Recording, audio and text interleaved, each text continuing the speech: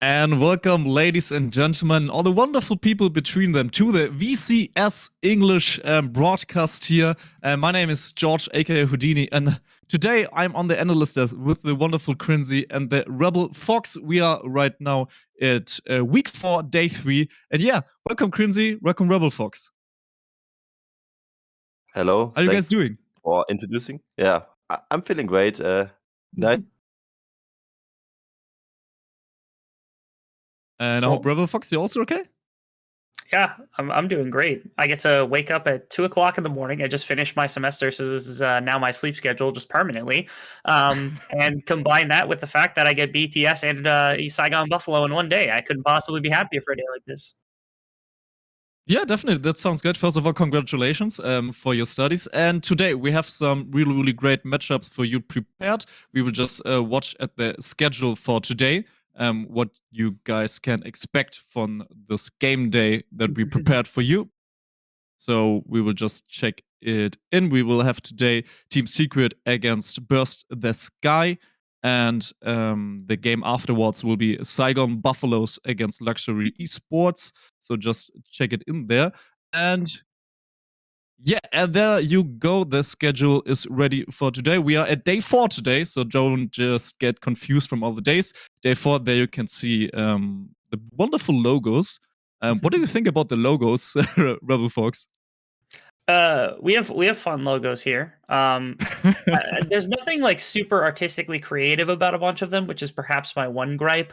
It would be nice for somebody to go for like somebody said. I guess the closest to me is like SBTC, where they go for like the solid chicken. But there's no like S in SBTC like incorporated somehow in some nonsensical way. Whereas BTS did the opposite, where they're like their predator bird is like not in there, but the BTS is definitely incorporated. But outside of the logos, I think it's pretty impressive how far we've gotten in such a short time. It feels like just yesterday was when we started the entire league, and we were talking about how 𝗀𝗀 was gonna fall flat because they went 1-2 in the first week, and here we are halfway through the second to last week. Honestly, I think this is the last day before the final real week of games before because the last week is so short.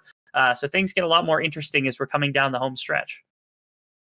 Definitely. And if we start talking a little bit about our first match of today, we have like the 7th place against the 6th place. So yeah, if we talk a little bit about the playoffs, who can make it, who will go into the playoffs, what do you think about this match? Is it like really relevant for the playoffs run?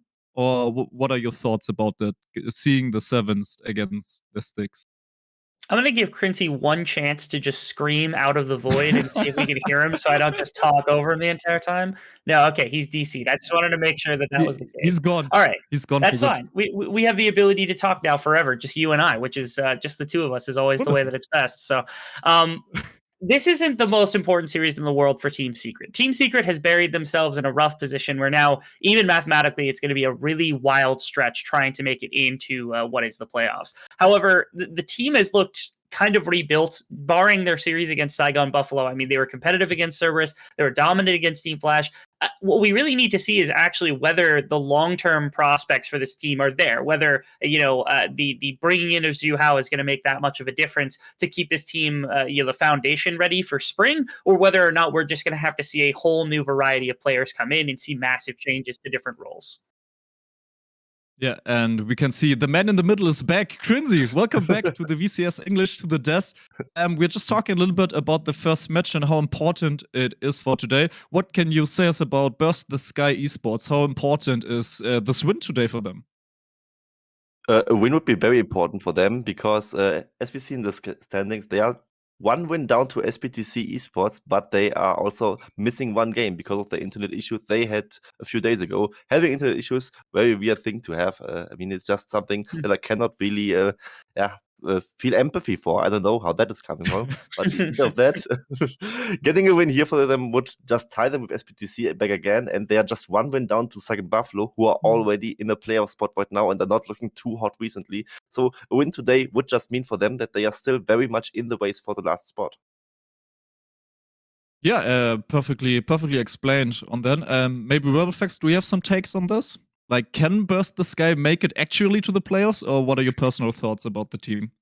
It's a difficulty because 𝘀𝘀 the Sky, they've beaten the teams below them, right? They had their win against Team Secret, they had their win against Team Flash, and then they were able to beat 𝘀𝑠PTC in what was 𝘀𝑠PTC's probably worst week of gameplay in week number 2, when they were really testing back the waters to see whether or not they had Artifact back to full form. It's a really weird place to have any litmus about how good 𝘀𝘀 the Sky really is, because we had that three-way tie between themselves, Saigon, and 𝘀𝑠PTC, but since then we haven't really seen them to gauge them against anybody. The only real team we've seen them where there's some comparison in the standings was against Saigon, who blew them out a second time in a row, which means in order to keep that triangle back up, you need a 𝘀𝑠PTC, which ends up, I think, happening on Sunday as one of those 2 games they have to play because of those internal issues. So here, this isn't even just like a must-win situation. This is literally, you lose this game, you are now all of a sudden, you have to beat one of the best teams in the league, or you have to upset somebody just to be back in the competition, so that if you beat 𝘀𝑠PTC, you can be in the playoff running. It's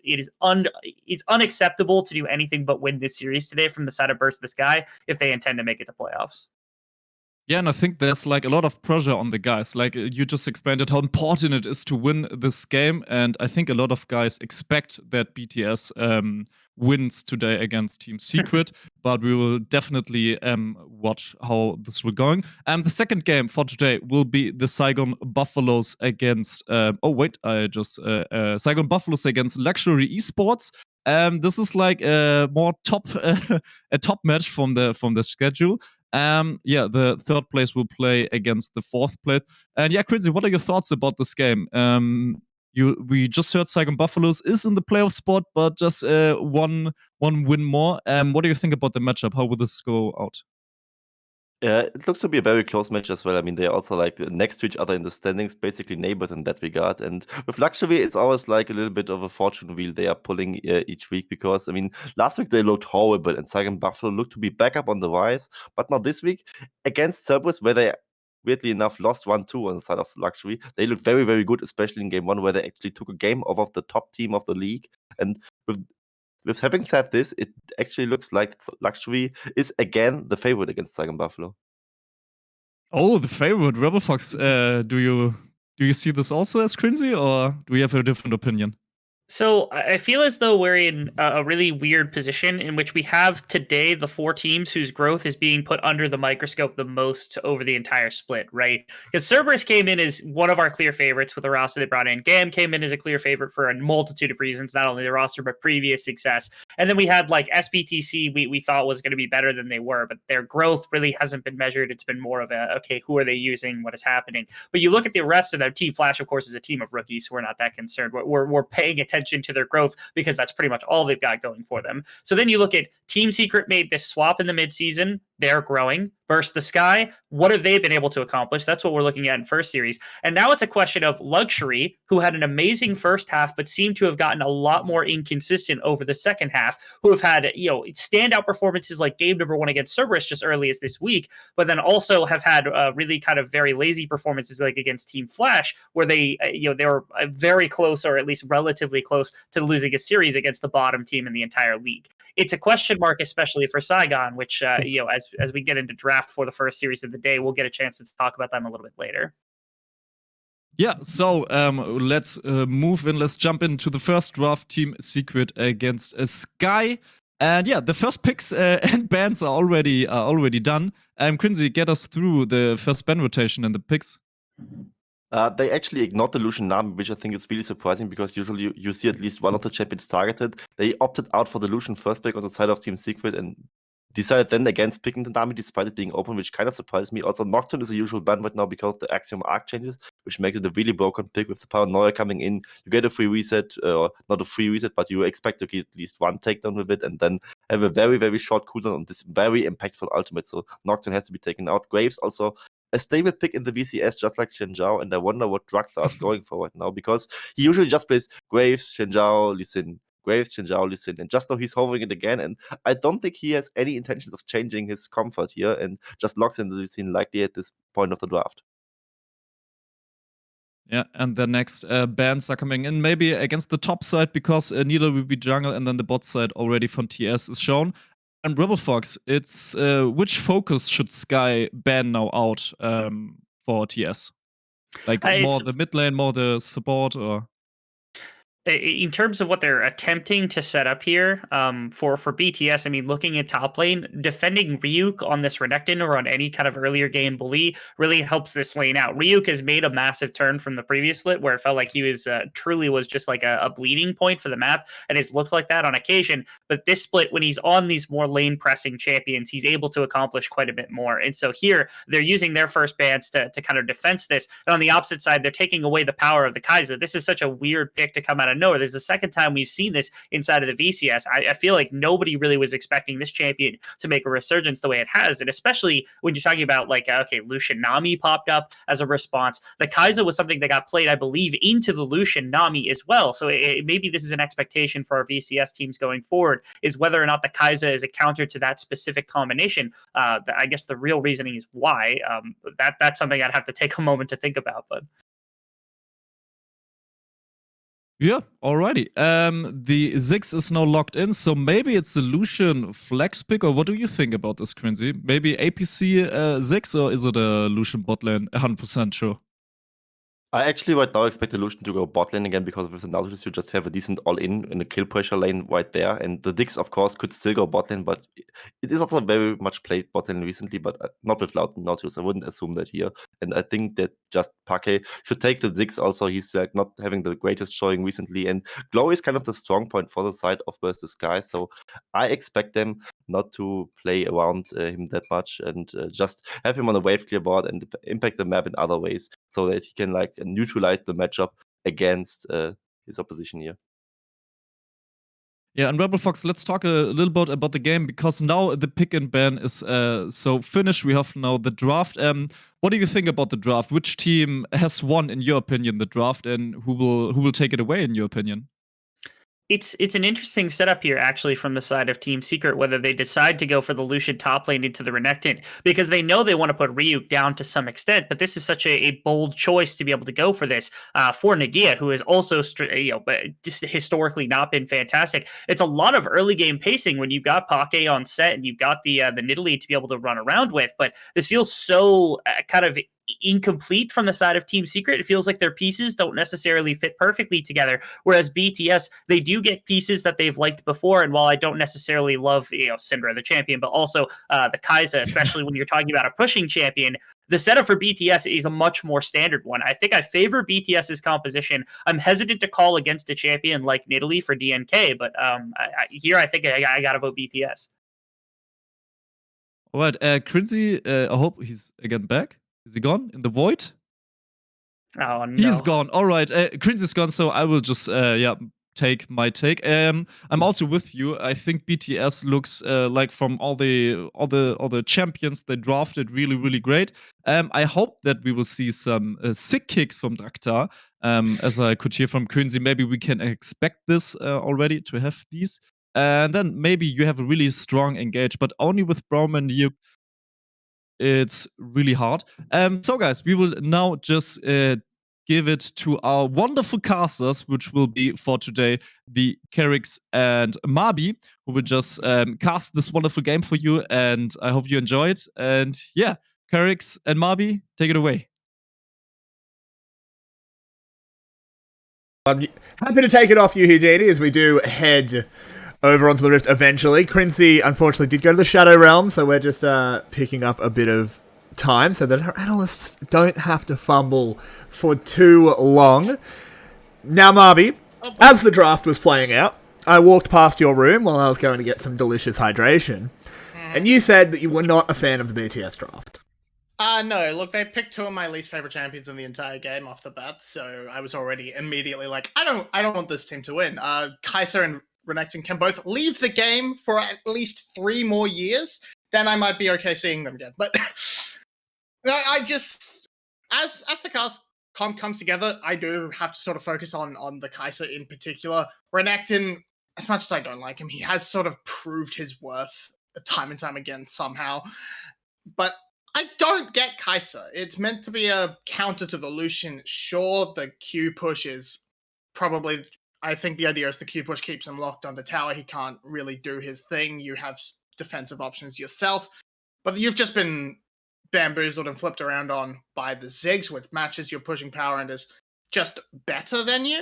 Yeah. But on the other side, I don't think Set Lucian are particularly good solo laners to pair up with this 𝘀𝘀cie. So I mean, I think gonna Set be an interesting Set match. 𝘀𝘀cie is pretty good.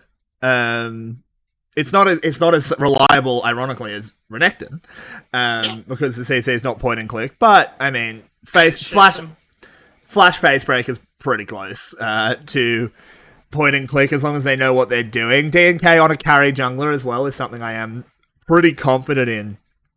One thing I think to point out, okay, we are seeing casters on screen, that's not what we want. I think 𝘀𝘀cie's reconnected, so we might go back to our analyst desk. Can I get a thumbs up from our analyst if that's okay? So, I do apologize, guys, we are just having a little bit of trouble. But we are just going to flick back over to our analysts, and then we will be back when we have Summoner's Rift for you. Hooray for production baseball. Yeah, thank you guys. So we are back again at the end of the sec, and look who we found. A wild 𝘀𝘀cie appeared. So 𝘀𝘀cie, Rebel Fox already told us who will maybe win this game, where he feels which team has the better draft. What is your opinion about the draft? Can you memorize it, or is it still in your brain, or should we tell you the picks? The thing is, it is not yet in my brain because I haven't seen the end of the draft. They rounded it up with the Ziggs, and then I think it was, which jungler did they pick on the side of Secret? I don't know. They had 𝘀𝘀cie, and then they went to Set. 𝘀𝘀cie. They went to Set, and they used the Ziggs bot lane and the Lucian top, or what? No, that couldn't be the case. Yeah, that they was did. The case. Yep, that's what they did. Okay.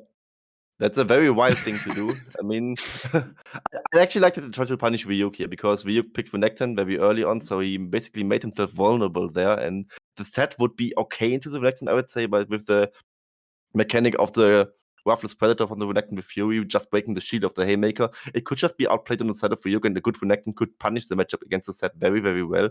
And I actually think the Lucian top lane is maybe one of the things that throws 𝘀𝘀cie off guard here, and might net the win here for Team Secret. Gather, it's a bit of a long shot, and if you are like on a less individually skilled team, it is a very risky thing to do. I think it might just work out, but 𝘀𝘀cie still overall has won the draft with some I would say very good mix of damage. They have a decent front line. They have a plan around the draft, so I still would think that 𝘀𝘀cie takes game 1. But I like what Team Secret is trying. Yeah, I also really like it, making something juicy, some cheesy, like the Lucian top lane. I mean, it is ranged against melee, and we will see how the Zed will play out against a ranged champion who was always in his face, always out attacking and trying to harass him as the best as he can. And I like it from Team Secret. I think it's not desperate. It's just how's it called? Mutig. It's really brave. Thank you, guys. It's really brave. Another German guy here. You already heard that from my accent. Really brave from that. And we will. I don't know. Maybe I'm rooting for TS now, because you guys are all for BTS. And I mean, Team Secret can also make it still to the playoffs if they win every game, and they have some really hard games. They will got. And now, ladies and gentlemen, we go back again to 𝘀𝘀cix and 𝘁𝗶𝗏, because the first game just started.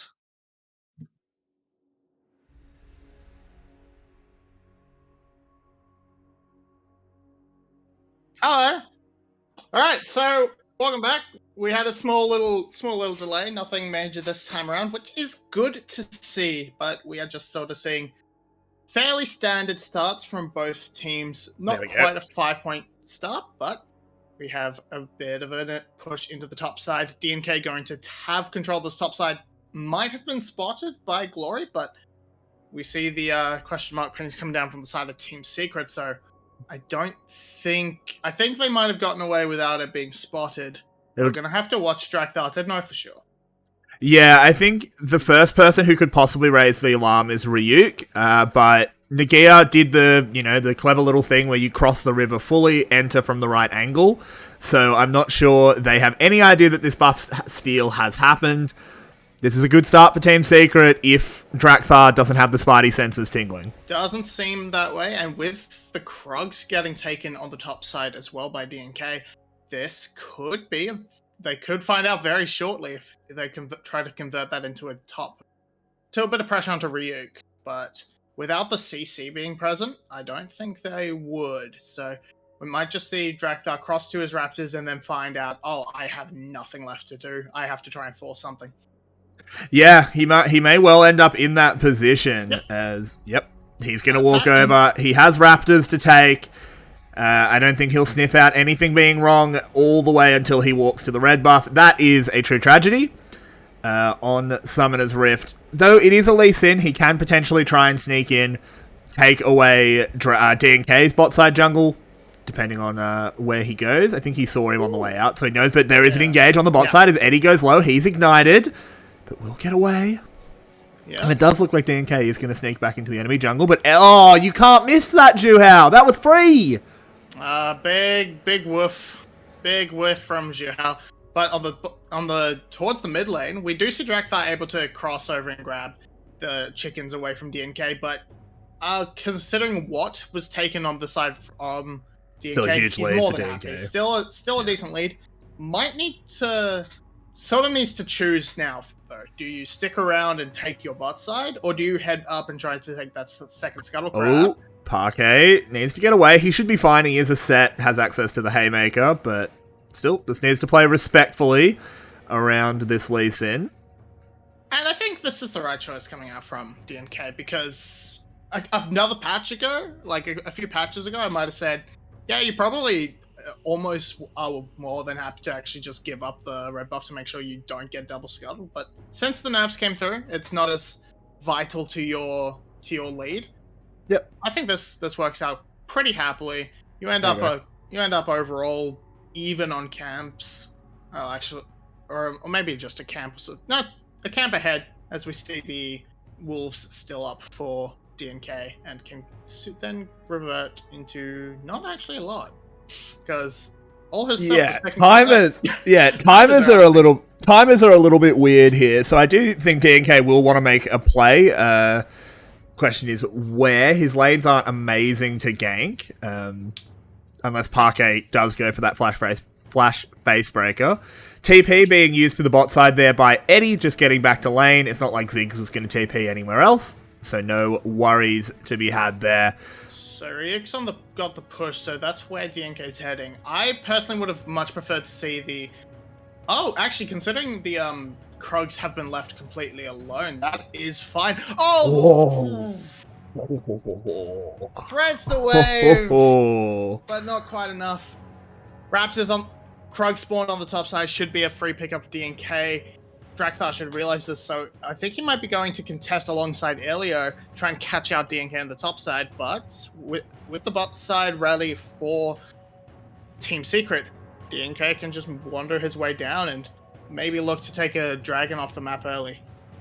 Yeah, potentially. I do like what 𝘀𝗀's doing. He has got himself back into the game after the 3 buff pretty well, has been navigating the map a lot better, making sure he's in the same place as 𝘀𝗀𝗀.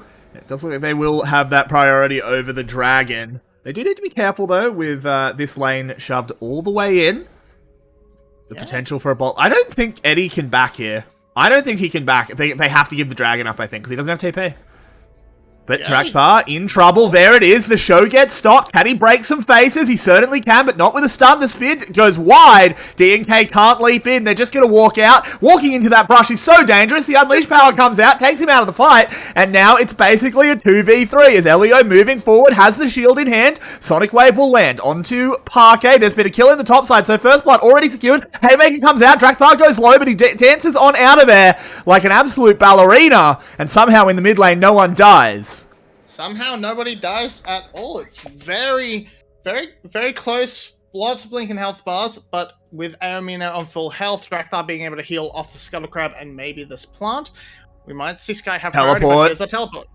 Well, someone's TPing to the top lane. That's such a bold call. As now 𝘀𝗀𝗋 is getting borne down on. 𝘁𝗀𝗋 is trying to chase him. Spear will land, but the follow-up's not there. The ADC being essentially removed from the fight should give Team Secret dragon. Yeah, this time around it should be good. We had 𝘁𝗀𝗀 TPing down, so Nagia felt more than comfortable to keep the pressure on the top side, try and match Ryuk, and he's keeping that CS lead heavy. We're gonna see. So what happened here? I mean, you can kind of already tell what's about to happen. Yeah, he's just gonna cull him. Yep, good flash. This is very bold by Ryuk here. It's honestly a decent play. It was pretty close in the end, but the culling is a good spell. Yeah, it's hard to get right back into that range to finish off with that extra cull, but because culling comes through, Cull the Maker not able to make it happen. Now we're back onto the map. No dragon for anyone yet. A small lead, just that first blood for the side of Team Secret. Now 𝘀𝘀 sort of going against the pressure of his wave, of his lanes, but he's going to start up this dragon. Yeah, this is just a good read here, I think. He knows that 𝘀𝘀 wanted to be over on the top side. With Zhu Hao roaming as well. This is a free dragon, but I think it will be pretty immediately traded into the Rift Herald. 𝘀𝘀 very low. They're not in position. So, dragon for Rift Herald. Yep. 𝘁𝗶𝗶, on 11.23, we know that dragon has gone up in priority because of the possibility of Chemtech souls. Is it still... Do you still always want the Herald side of this trade? I think first Herald, yes. I agree. Personally. Second Herald, maybe not. I would then shift my focus down onto the dragon. Herald, sort of a take if free, take if dragon isn't available, but take the first Herald, especially when you have such a strong lane lead as the Lucian does, that you can just convert that into plates at the least very easily. Oh, wow. Excellently used Blast Cone there. That was perfect out of 𝘀𝘀. Yeah, definitely calculated. Yeah, definitely didn't just get lucky, but it works. As they are lurking in this brush, so we could get a bit of a fight going on here. This is a really interesting position. Ryuk is going to get collapsed on the hook, lands, the spear follows, and now they're going to skin themselves a croc. Yeah, just not working together with his team. 𝘀𝘀 taking the red. 𝘁𝑎 looking for the back. He wasn't close enough to respond either from where his back position was, so just ends up being a free kill. They're not going to actually drop the Rift Herald and just guarantee that first brick, which they absolutely could have, but... So, 𝘀𝘀 and 𝘁𝑎 are looking to find a response play. Yeah, I think the logic is they actually kind of want to let Lucian keep laning, keep building the lead against Ryuk, instead of letting the wave just push so far in that Ryuk can catch it forever. Because he does have this 40 CS and 2 kill lead. It's a pretty fearsome loot. Oh, okay, 𝘁𝗀's dead. 𝘁𝗀's dead. Yeah, but here's the problem. I would be looking to clean up that lane verse and almost swap Lucian into the mid lane so you get to save I would have done that. Yeah. Because, sure, Lucian's getting off to about a 40 CS lead, but it's being very easily matched on the mid lane. Hang on, we have another fight, 𝘁𝗶𝗶, as the jungle invade has been sniffed out. Bombs raining in, but a Blast Cone will save them, no worries. Yeah, very easy get out. Good use of the Braum Shield. Just denied any option for the Ziggs to really get anything done. And now, just going to be a little bit of farming, a little bit of waiting for the next thing to happen. Unless we can see something happen from the 𝘁𝑎, not really getting off to Oh, you can't haymaker like that. Yeah, just trying to clear the wave, and then run away, but not enough damage. He's too far behind to put off that sort of thing right now. I mean, it's just set W doesn't really do anything when you have no grit, so it's not great. This will be first brick secured as the Herald charges. Ziggs finishes it off. Well done there, as Team Secret continue to grow their lead up to 1,500 gold. This is the other option you can do, of course. You can take the Ziggs and put him in, and just free him up to go into the mid lane and keep that top lane going. This works very well as well, because Eddie hasn't been able to get a huge lead going. He's just been doing Ziggs things. He's just having a Ziggs. Waves. So getting that first tower onto him gives him that little bit of an extra boost, brings him up to the Luden's Echo, and now should be fairly happy to just park himself in the mid lane, or actually go to the top side. Gonna try and mine those plates first. But I feel like you'd need to move someone other than Parker into the mid lane, because he is just struggling. Yeah, he's not having a good time, but look, the thing is, he's playing set mid, he's just going to be tanky, he's just going to be a showstopper bot. I hate that set playstyle as someone that plays a lot of set, but it is what he does in professional play. He doesn't necessarily need a whole lot of farm to do it. He's not the carry of this team. He just needs to chill out, and he just needs to press R on 𝘁𝑚ine. That's it. Yeah, Set's never not useless. Well, sorry, he's never useless. Yeah, is what I'm trying to say. But yeah, so he's just gonna be. He's always gonna be able to provide the CC. He can just get tank. He can just build full tank after the Gore Drinker Steraks because that's all he really needs. And there we go. We just see the pushing power of the Ziggs coming through. Easy pickup of gold there. Brings them up to about 2k lead. It's gonna be evened out a little bit by 𝗀𝗎𝗃, but a traditional ADC duo for Team Secret now. Yep. Yep, makes total sense. As the TP from Eddie will be used to get him into the mid lane, help relieve some pressure onto 𝘁𝗀𝗃. I assume he will want to move off to a side lane, as you were hinting at. But I don't think he'll do that until after this Ocean Drake, because they want to equalize the stacks on that one, make sure BTS doesn't get away with any big Drake stacking potential. And it looks like 𝘁𝗀𝗃 are just going to surrender it. It's just one Ocean. You don't really have to throw yourselves at the wall to. Honestly, kind of reassuring that a VCS team didn't just lose the game there. A lot of VCS teams would have lost the game there.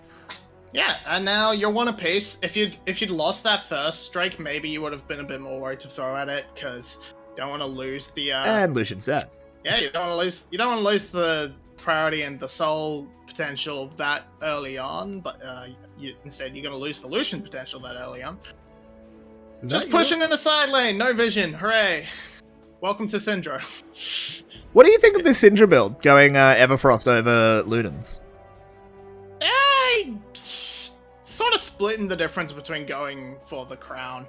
I think you're a little bit tankier, you get a bit more flat AP, but you aren't going to be punching. There's not a huge amount to talk about here, so yeah, just stun into dead, and there is a fairly. Oh, hang on. We have a scuffle as 𝘁𝗃𝗃 moving in has a full bar of pit grit, but it's not going to save him as he just falls. The Mega Inferno Bomb comes in, deals a little bit of damage to everyone. Okay. That's a good knock up. A lot of glacial augment moving around, but there's 5 members of BTS here. Oh, 𝘁𝗃𝗃, I think you have to reconsider that one. Does it with a flash. Nagia will fall as well. Eddie desperately looking for a wall to get over, and Team Secret have just been routed. Yeah, DNK had a good angle, and he was chucking in spears, but running that through that corridor into a Braum, into a Syndra, and one with Everfrost on top of that means you get to walk straight into all the CC and you get blown up. I think this Everfrost was also coming out, as I was about to say, because there's not a lot of CC on the roster of 𝘁𝗃𝗃, so I think that little extra bit lets 𝗀𝗎𝗃 feel a little bit safer, lets 𝘁𝗃𝗃 do a little bit more fancy stuff on the front, in the back line. But yeah, it starts with a solid pick. 𝘁𝗃𝗃, press E at any point. Press E at any point. Like, I don't think he had about. I don't think he really could. Then you're over chasing. You get blown up. You get. He had flash. Out by CC. He definitely could have hit a big face breaker into a showstopper and escaped there. That was. Look, I understand that you are the analyst, you are the color caster, but when it comes to set, I'm confident enough to say that was a bad play by 𝘁𝗃𝗃. I mean, he's out of position, but I'm fairly sure, he's in that spot. He's like, oh shit, spam W. He gets that off, then you can't do anything else. Because he just died from all CC. Yeah, there was about a 3-second period before that. But anyway, let's move on. As the Rift Herald has been summoned up, cracked open the mid lane there. Oh, Eddie must have died. Yep. Flash. Easy. Yeah. Honestly, this Everfrost is kind of showing why he built it. Yeah, I mean, it didn't really do it. It wouldn't have done, but didn't matter there, really, besides stealing the last hit from 𝗀𝗎𝗃. But 𝘀𝗀𝗃 is playing very well. He's 2-0-2. Same with 𝘁𝗃𝗃, both the two main threats that we sort of look at on BTS to pop off, doing their job. And now we're seeing things return to a little bit normal. Topside pressure coming in a little bit for Team Secret as 𝘁𝗃𝗃 has that shove. Bot side, a little bit more favored for. Oh dear. He's still Team Secret, but Ryu. Dominus is popped. They want this. Ryu, gonna move in. Slices, dices. But one dash is better than two. 2 dashes. 𝘁𝗃𝗃. Oh no, Oh, that's so lazy. He's not gonna get punished, but that was lazy. Yeah, minion wave in the way. Yeah. Can't just get in there with the Sonic. And it's 2 dashes for 2 dashes. The Gale Force coming through as well. So, able to get out fairly comfortable for Nagia. So, but now we might see a bit of a play onto the top side. 𝘁𝗃𝗃 and DNK making moves towards glory, but seems to have read the play, backed off. So far, I'm not too impressed with this Nidalee, I'm going to be honest. DNK traditionally has been a very good Nidalee player. I don't think he's played too much of it this split, but historically, we know he's good at this champion. What do you think of it this game? It hasn't done a huge amount. Went to a fairly good start, but after that first clear, sort of wandered and prattled about. Not being able to have that support from the mid lane did kind of new to him, because 𝘀cie was able to link up with Drakthar to make sure that Drakthar was able to counter jungle back multiple Raptors and get back into the game. Bit of a scuffle going on, but shouldn't really amount to anything until we see a hook land. But Dragon coming up shortly, getting into preparation. 𝘀cie. 𝘀cie just wanting to get back into range. Yep. Ooh, potential for a big flank on... Yeah, they know where he is, though. They are pinging him out. He did walk over a ward, so they know exactly where he is. They need to collapse on him. As they'll send 𝘁𝗏 over, gets the face breaker, is getting the fists flying. 𝘁cie over the wall, helping him out. There's a haymaker for a bit of damage. Ooh, 𝘁cie very risky to dash forward, but it works, as they will take down the Croc. They've now got a 4v5 to try and fight over this Hex Tech Drake. Do they have the tech it's needed to actually win it out? They do. BTS just evacuate the area and accept the loss. Yeah, I think Ryuk rather was just on the edge of vision, trying to take that Hex Tech gate and got caught out by 𝘁cie, who saw it and just like, yeah, I can interrupt it, I can get that free kill. Pops it off. Sky don't want to take the 4v5, give up the dragon. It's not the end of the world, having only lost that, having split the first two. But now 𝘁𝗏. Yep, they're coming on in. Sorry, I was just fixing something. 𝘁𝗏's so deep, he's going to go down. Can they trade it on the other side? They probably can. Yep, there it is. Drakthar goes down to the last auto attack, but 𝘁cie follows him to the grave. Sky get a 2-for-1. That's a solo kill by 𝘀cie, apparently. So, a fairly weird solo kill, sure, but he picks it up, flashes forward.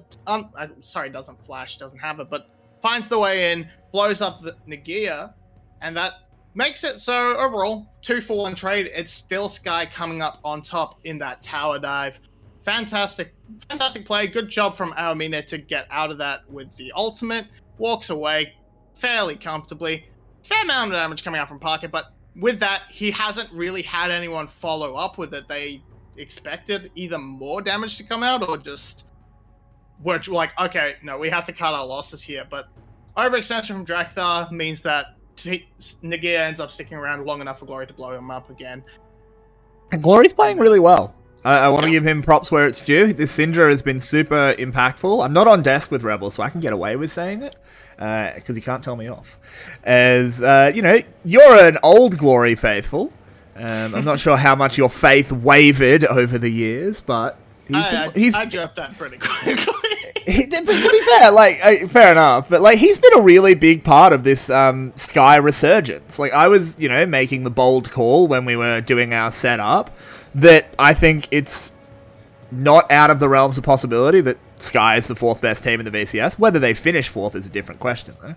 And 𝘀cie is a big part of the reason I think that, as Drakthar gets caught out of the air, the set grabbing him down, breaking his face, as now he tries to run away. He's a very slippery boy. This Lee Sin escaping. We've got 10 people in the top lane, 𝘁𝗏, as the culling thumbs in, doing a lot of damage. But once again, Sky are able to find the way out. Yep, 𝘀 coming up huge, just blocking so much damage, being able to interrupt the CC with his own, and just being able to escort Drakthar to safety. It looked a little bit dodgy with the showstopper pulling Drakthar out of his W, but worked out in the end. The safeguard wasn't necessary, it turns out, but the health bar lead does mean they're going to be able to utilize this, the Ziggs to be able to push down this outer tower and move in and take control of this top side as the Baron starts to sort of become an actually viable objective for these teams. Yeah, it certainly does. Particularly with how much Baron damage that Team Secret has. They are obviously behind at the moment, but if they do get a little bit of time uninterrupted with Baron, a Lucian and a Ziggs will take it down very, very quickly. Not that Sky's comp is any slouch, but they still only have one, you know, big DPS source. Yeah, Sky, both these teams really need, like, at least a certain member to be there to make a burst threat really viable, the 𝘀ecie and the 𝘁cie respectively, but overall you'd imagine Team Secret have the better 5-man stack in terms of taking down the Baron and just trying to knock it away before 𝘀cie can respond. But on the other hand, 𝘀cie has the Lee Sin, who is extremely difficult to keep out of the pit, so makes 50-50s more likely. Yeah, they're not. If 𝘀cie can't be kept out. They are not 50-50s. In truth, as 𝘁𝗀𝗀 has to be very careful. This Renekton, if he gets the opportunity, will absolutely monster him. Not a huge amount that a one-item set can do against that, particularly with that shield break mechanic, something I'm just so happy they added. DNK, shadowing though, will force Ryuk back, as 𝘁𝗀𝗀 can't land the face breaker. Yeah, can't find it, but it does secure the camp. It's not a huge victory, but it's something. Drakthar lurking, he's not spotted, but they sort of sense he's there. With Zhuhao, it's very risky to go for. They might be going for it anyway. Nope, just to scatter the weak. They realize DNK and 𝘁𝗀𝗀 are missing for too long. They back off. Now we sort of play the Baron dance again. Much like last time, Ryuk has the ability to find a flank, but will he be picked off? No wards to spot him. Not at the moment, but... Oh, a hook does land onto Drakthar. They don't follow it up, though. Good bouncing bomb damage onto two members of the... And 𝘀cie flashing forward, unleashes his power, takes down the Lucian, and now the showstopper coming in. Drakthar gets over the wall, though. Throws himself back in. Drakthar excellently navigating this fight. Absolute chef's kiss there as they back on out, winning that one. But look at the damage coming in. DNK cycling through, but 𝘀𝗀𝗋 diving into the backline, doing as much damage as he can. Has to wait for this stopwatch to take down that cat. He will skin the Cougar. Yeah, 𝘀cie is in a lot of trouble, but he is getting out of there, no problem. 𝘀cie take the fight, walk over to Dragon and secure their prize. Have to be a little bit careful. They don't really have a smite, so there is the potential for some sort of steal. No ultimate. No Inferno bomb. Yeah. So it wasn't gonna walk over there to try for a bouncing bomb. So nothing taken from it. Wound up with a good play. Good Dragon. And from here, look, it's just 𝘀cie seeing the opportunity and removing... Playing so well. Look at Drakthar as well. But yeah, Drakthar, he flubbed it a little bit, got CC'd immediately by Zhuhao, so ended up just kicking him away and relying heavily on 𝘀𝑎, jumping to the rescue, ends up going down to the very nice satchel charge, actually, knocking him back into range for DNK to get the execute. Fairly well played team fight from both sides, but 𝘀cie getting it started, making things happen. Fairly sure he's been involved in most of these kills from 𝘀cie. The thing comes up, but yeah, 8 out of 10. Yep, 80% kill participation.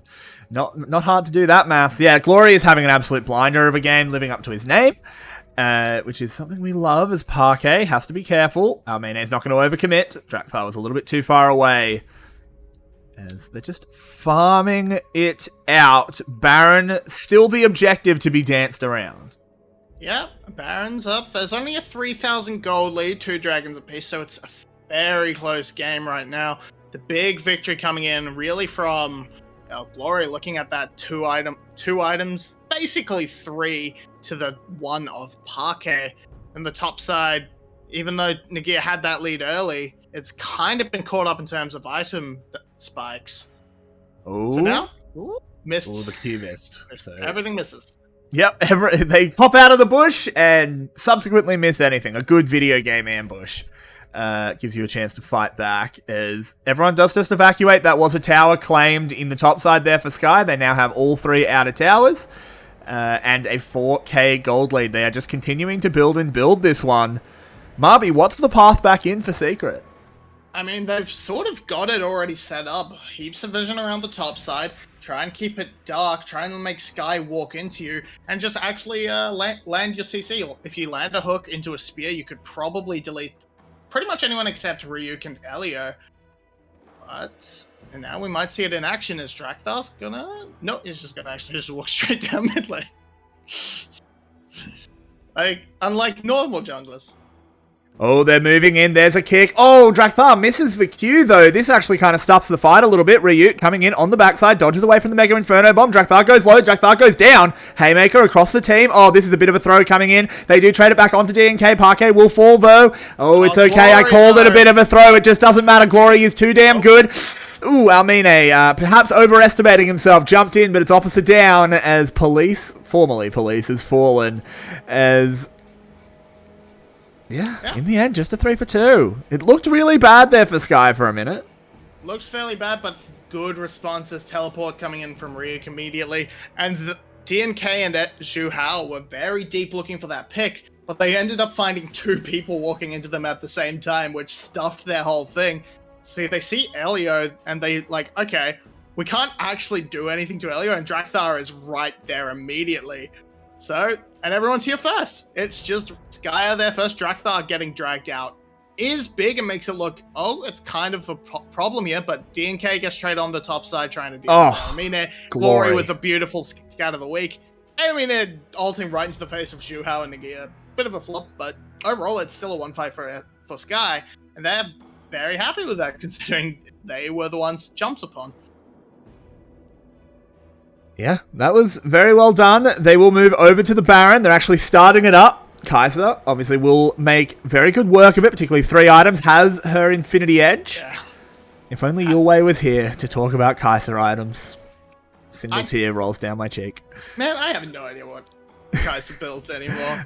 It's okay. It's an old meme. Hexgate is getting them closer. The bomb comes in, but the smite is good. 𝘀𝗀𝗃 securing it well.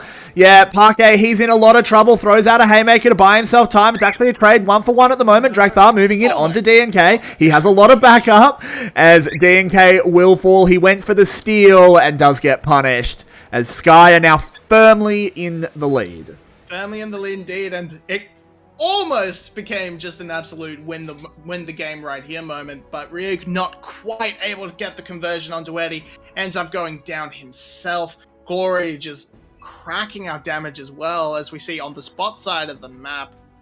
𝘀𝗀𝗃 finds a huge flash scout of the week, and Ryuk tries so hard, but the flash over the wall is good from 𝘁𝗃. It keeps them fairly comfortably in the game as only the top side of the fight goes down with 𝘁𝗃 and 𝘁𝗃. Nice work from 𝘀𝗃 to sort of give 𝘁𝗃 no way out.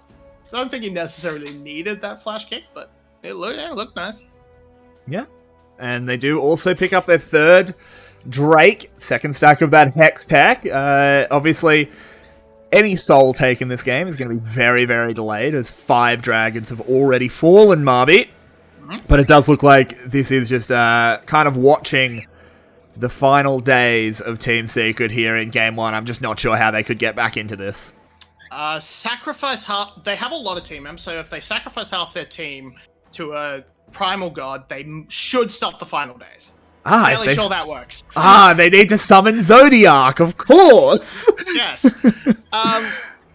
I don't think they have cool enough boss music for that, I'm going to be honest, as they are pushing in onto this inhibitor. Yeah, I mean, there's not a lot they can do. Oh my god, where did he go? 3 glory. 3 glory, that's where he 3 went. glory. As glory is just smurfing, laying out so much damage on the Syndra. The push from Ryuk that he prepared earlier picks up a 2nd inhibitor. This should be the end. They might end it here. They might try and play it very safe, but you're 5v4. You've got Baron. It's going to be a final play.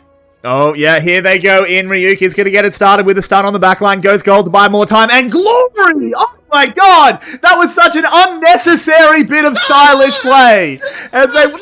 The glory falls! Our hero!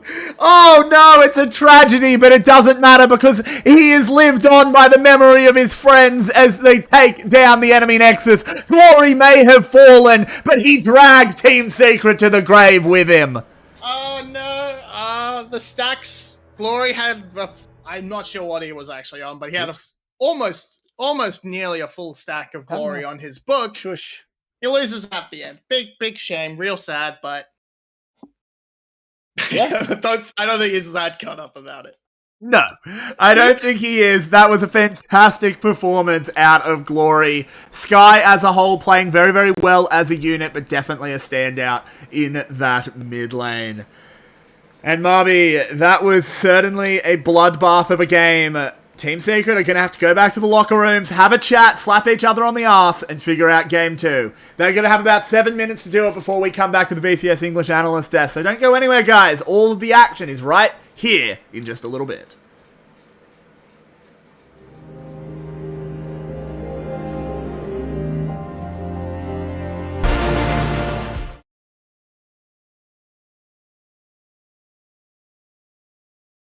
So welcome back after that short break. We just had our first game.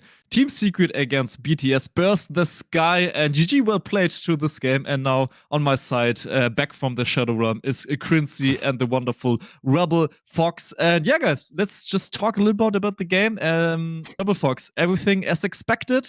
TS, yeah, bursted Team Secret away, right? They certainly did. To be quite honest, I think they could have put any 4 players that were in the league on random champions in 4 different roles, and 𝘀𝗀ie alone could have possibly just carried that game. The Syndra was insane. I'll be the first to admit it. The Syndra was great into the composition, and 𝘀𝗀ie played it probably better than a majority of Syndra performances we've seen for most of the splits. That combined with, I think 𝘁𝐿io had a great performance. Drakthar had some okay plays. 𝘂eminē and Ryuk were there sometimes, but I mean, for the most part, I mean, Sky was really just able to kind of capitalize on the fact that they had a fantastic champion, and they used that piece to really exploit a lot of what the side of TS was attempting to do. 𝘀𝗀cie, do you agree that 𝘀𝗀ie 1v9'd a little bit the game, or what is your opinion about the Syndra? Not 1v9, more like 1v5, because his team wasn't just sprinting. That would be what 1v9 would imply, and he just used Scatter the Weak, and Team Secret was just weak. I mean, they were absolutely scattered this game. They had a Lucian in the top lane for some reason, put the Zed mid against the Syndra and the Ziggs in the bot lane, when they could have just went Zed top, Ziggs mid, Lucian bot, and they would have maybe salvaged the mid difference a little bit, but like that, they just got clapped in the mid lane, and there was no way of coming back from it. Yeah, and you just said a set, and so we will just jump into a really, really important replay, how the game went out. 𝘀𝗀cie, maybe talk us through this Zed replay. Yeah, it was actually looking pretty okay for Team Secret in the early game here, but this is where they kind of Tell threw me when you the want me bit. to go. Parker was just here. If he now can run on the clip that he tried to use the facebacker offensively here, but then he just gets kind of awkwardly called the CC. He has to use the Haymaker early, so he couldn't just ult right there, because you can die mid-ult. Even Dev is the best CC to stop you right there, the only one that could do it. And the correct play would just be to flash over the wall and accept that this is a losing play here. And he just could not do that, so he just died there. Also baits Nagia in, who just earlier died by getting picked up in the side lane. And the 2k goal lead that they established to get by Lucian bullying the Renekton in the lane was just all gone from there. Yeah, perfectly explained. He had a little chance there, but it's really hard to execute, and of course to admit, yeah, this is a losing fight is really hard, I think, especially for the tank. And 𝘀𝗶𝗹𝗀, we just saw, I think, okay-ish early game from Team Secret, especially the Lucian top lane did really well, got 2 kills, but after that, Team Secret could get past a certain point, and then just BTS bursted them. Why is it so that Team Secret couldn't catch up to the strong early game? So it's actually really interesting that this is brought up, because I want to give props to Nagia. I'm really hard on Nagia a lot of the time, because I expect better of a second year, and especially after the split he had last split, I expected a lot more. This is one of the very most dominant kind of performances we've seen from the likes of Nagia when it comes to his competition, especially against someone like Ryuk, who I think has had at least a better upswing in terms of what he's been able to do over the splits. And you could see the impact of that Renekton not having anything early was like, how many times did Renekton get caught out on a flank or have access to the backline and not able to do anything because he just didn't have the gold for it. It was a great early idea of a game plan, just being able to kind of capitalize and isolate that top lane matchup. Their biggest problem is a lot of their game planning since 𝘂𝗏 has been on the roster has been a combination of DNK and 𝘂𝗏. Where was DNK that game? It feels like he was invisible the entirety of that game. He had a handful of spears, had impact in a very limited number of fights, really wasn't using kind of the full intent of the Nidalee, did not make even a single attempt, I don't recall, during the course of the early game to attempt to attack 𝘀𝗀ie on the Syndra, where maybe you could use like the early flash from Set to be able to capitalize against in a mobile mage. Just didn't happen. 𝘀𝗀 needed to be more active, and then Italy, we've seen him be good on it previously. I'm not sure what happened during the course of this game. Part of it probably didn't help. That mid lane was really dominant for 𝘀𝗀 and was really difficult to play into if you don't get very aggressive early. So to me, if they want to get back on track, if they want to get back into some of the form that we've seen them have since preseason, it's got to be through 𝘂how and 𝘀𝗀 linking up once again, because it was just gone that game. Yeah, and I felt a little bit bad actually for Team Secret because I found it really good from 𝘀𝗏. He said, okay, what should Team Secret now do? Just warding, go to the bushes, catch BTS somewhere, and they did exactly that in that moment. 𝘀𝗏 said it, and then it just went all south. It just went all down. 𝘀cie, what should Team Secret do there, like more? Like 𝘀𝗏 already told us, yeah, just go to the bushes, ward them out, and then catch maybe 1 or 2 BTS members, but it was not possible. What are your opinions? How could Team Secret come back from this game?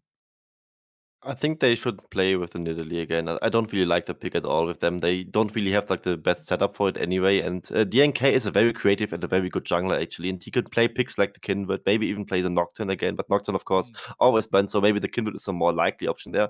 But I also can maybe like put it in a more of a positive light because 𝘁𝗏sky was a little bit resilient this game. They had like this early deficit. Then at the second break, they decided not to even contest it and just gave it over to Team Secret.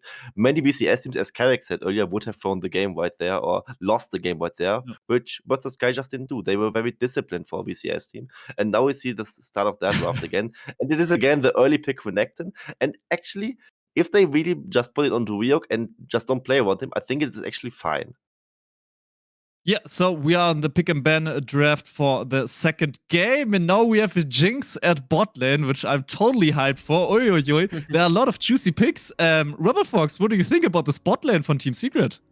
The champion has popped off as of lately. The patch has made it one of the best, if not just straight up the best champion in the entirety of the bot lane position. I'm pretty sure 𝘁𝗏 is the one who says that this might just be one of the better champions in the entirety of the game, and pairing it with the Thresh means that you can play very aggressively. This, to me, it kind of spurns 𝘁𝑸y to do a bit more carrying, who also was a bit silent on the Ziggs in the last game unnecessarily, because 𝘁𝑸y's had a pretty good split of his own volition, and so this helps him get into more of the carry-type mindset that we expect from him, especially out of the later game, and this allows them to play more aggressively through what is effectively 𝘀𝗀 in the early stages of the game, the attempted setup that they might have as they come into a game like this. And now the problem is, of course, you're staring across from the likes of Illusion 𝘀𝗏 in the earlier stage of the game. I know Thresh back and forth with the 𝘀𝗏 a bit, but I'm pretty sure 𝘀𝗏 actually has a very good matchup when you're a good 𝘀𝗏 into the likes of a Thresh. And so this bottom lane could be one point that is now contested from the side of 𝘁𝗏sky into Team Secret that they weren't expecting to have to game plan for.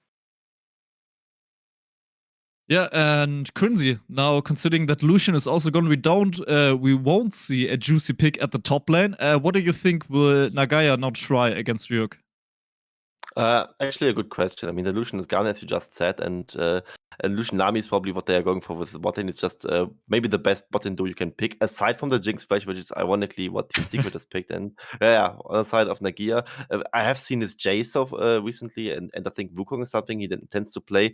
I would maybe see the 𝘂𝗀, or maybe even going towards the cannon, which is something that is a VCS stable to some degree. And you could also maybe like use a cannon to just one-shot the backline, go into Lucian 𝘀𝗏. It's like one of their weaknesses. If you get a good flank off with a cannon, you just instantly kill them, and there's like no way for them to really salvage that play. And yeah, the 𝘁𝗏𝗏 I hinted at before the draft even started. I'm really looking forward to see 𝘀𝗀k's 𝘁𝗁𝗏 again. And I know that 𝘁𝗏x will like this pick because it's his favorite champion. So as of the last pick, I would love to see a cannon to round out the draft. And I think this draft is actually really looking pretty good from Team Secret so far. Yeah, and 𝘁𝗏fox, now we have a lot of damage, a lot of not really tanks. Do you think we see something like a Jace or like a cannon at the top lane? Doesn't he have like a tank duty now, the good Nagaya? It is entirely possible. The Ornn comes to mind as being a potential setup here, just because you think about actually the remainder of this team. You've got a really good setup for it in a Kindred ultimate, because you've got what is effectively, I like to call it fish in a barrel type style, where everybody clouds into the Kindred ultimate and all of a sudden the Ornn ultimate comes flying through, and you don't need much damage because you have enough from Vex in terms of magic damage. You also help scale some of these members into the later stage of the game. This is a really good pick. This was banned away from Nagia because he's a good Ornn that's just, it's fine to say just on its own right. But then also it is supposed to be a sandbag lane to make sure that the Renekton doesn't really do anything. However, I think it's harder to aggress and shut down Ryuk in the early game, where those flanks are now going to have more impact if you don't have a way for DNK to go up there and abuse that matchup. Yeah, and I'm so happy to be here with you guys. 𝘀cie just announced the Kindred, and you, 𝘀𝗿𝗀𝗀, just announced the OWN, so I'm totally fine sitting here at the hostess. Yeah, so guys, the draft is finished. We have like a lot of damage on the team from 𝘀cie, from BTS. And from TS, we have like a little bit of damage. We have a tank. 𝘀cie, what do you think about the draft? Who won the draft, in your opinion? I think it's a very well won draft on the side of Team Secret, actually. If they manage to pull the win through with the win is very doubtful, of course, because they are like a little bit outmatched, and Ryuk is not someone you need to shut down too hard here, in my opinion. But I also think the draft from versus 𝘀cie is far from not well-rounded, I would say. It's also a very decent draft, and I think with early aggression, they can definitely snowball the game with the Renekton talent combination. And also 𝘀𝘀e getting maybe some priority against Vex and 𝘁𝑠ce. If they don't get hooked early, I think there's also a lane that they just win around the level 6 marking. So who will win this game, in your opinion, 𝘀𝘀ie? Just say it out. Versus 𝘀cie. I want to hear it. Oh, okay. All right. And 𝘀𝗀𝗀𝗀, what is your opinion about the draft, and who will win this game, in your opinion?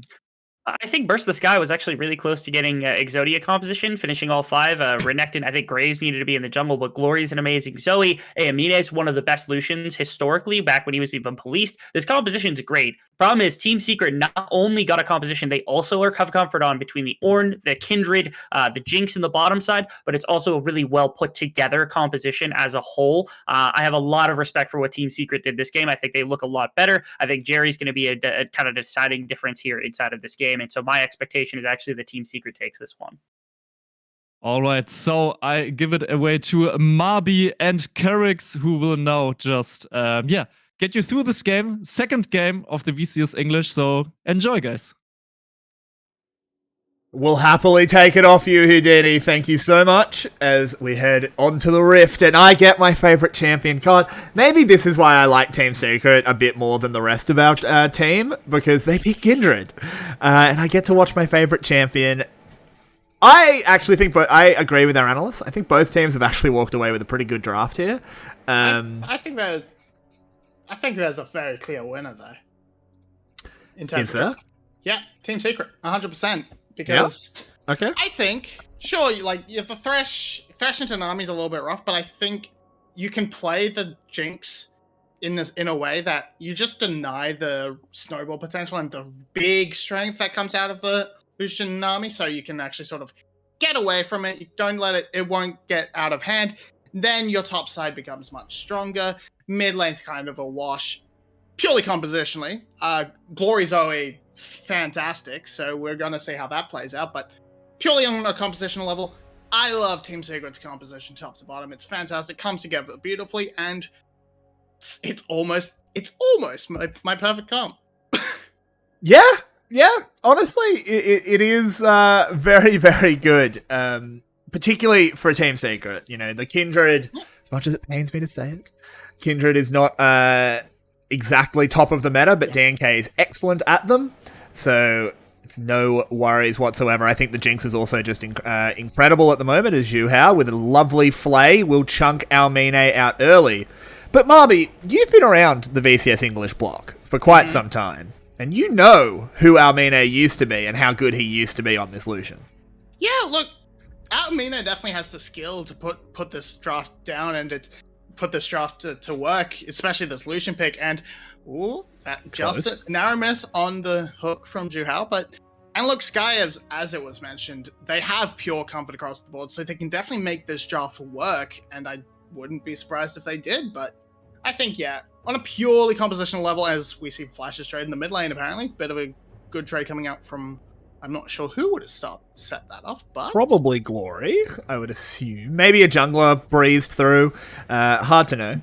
But DNK does seem to have come from that sort of angle to cross into the blue buff, so maybe he tried to make something work with Jerry, but you see this pressure coming in from the bot side, means DNK is going to be very comfortable. And he's praying for that great spawn, I believe. Yeah, this is just Yeah, it absolutely is. It's just the 50-50. Nothing we can... Yep, and he gets lucky. So this is a good start for 𝘀𝗀𝗀. He has won the coin flip. The 𝘁𝗁𝗏 is on the side of the map that he prioritized. So good for them. Kindred will pick up their first mark as the 𝘁𝗁𝗏 goes down. That's the dream, honestly. That's the dream. Well, the dream is actually they removed that part from the game and just stop with the first 𝘁𝗁𝗏. I mean, I don't disagree. But we see Ryuk doing a little bit of dirty farming, a bit of proxy in the top lane, getting a very strong, having lots of pressure. Hang on, 𝘀𝗀𝗀 gets caught with the shop open as he was trying to make his own item, gets interrupted. Imagine if they made it so if you did that, Ornn loses the gold. Uh, How crazy would that be? if I wanted that, I'd go play Dota. Yeah, true. that's where that sort of thing comes in. But yeah, look, they swing their face in towards 𝘀𝗀𝗀, realize this guy's really tanky. Actually, he's full health. He's right next to us now. We can't risk this. We can't do this. But No, you really can't. Stopping Jerry's back a little bit. Hook lands. They come over the wall. 𝘀𝗀𝗀 bearing down. Can they find the fish? It's a lovely lantern as well to make sure he does not get re-aggressed on by 𝘀𝗁𝗏. And it's a perfectly executed first blood. Yeah, fantastic from 𝘁𝗀𝗀 getting the hook, but not, and being outside the bubble. A little bit of a miss from 𝘁𝗀. And now the push is still going. Can steal away some Krugs. Yes. Steal away. Can't stick around too long. Okay, 𝘀𝗀𝗀. I want to see how 𝘀𝗀𝗀 plays this, because there's an angle. There's a second mark angle here. If he plays it risky, but I don't think he's going to. Let's have a replay. It's just a hook landing. 𝘀𝗀𝗀 probably didn't actually need to flash over the wall, but wanted the assist to make sure it happens. Yeah, it makes sense.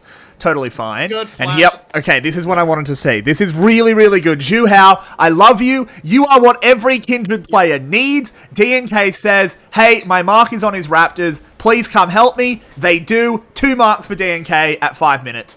Lovely. Kindred enjoyers rejoice. Yeah, I wasn't 100% sure if it was going to happen. What did we miss? Glory landing a bubble into a solo kill? Yeah, that seems very likely. Solo bolo. Oh, hang on. No, Jerry got the solo. Oh, a lovely little turnaround. The personal space was demanded and respected. Fear OP. Fear broken. It's too strong. No, yeah, very, very clutch on that. Also, clutch fear, and worth noting that Jerry's in. Yes. Something we didn't actually notice in the draft. Apologies there.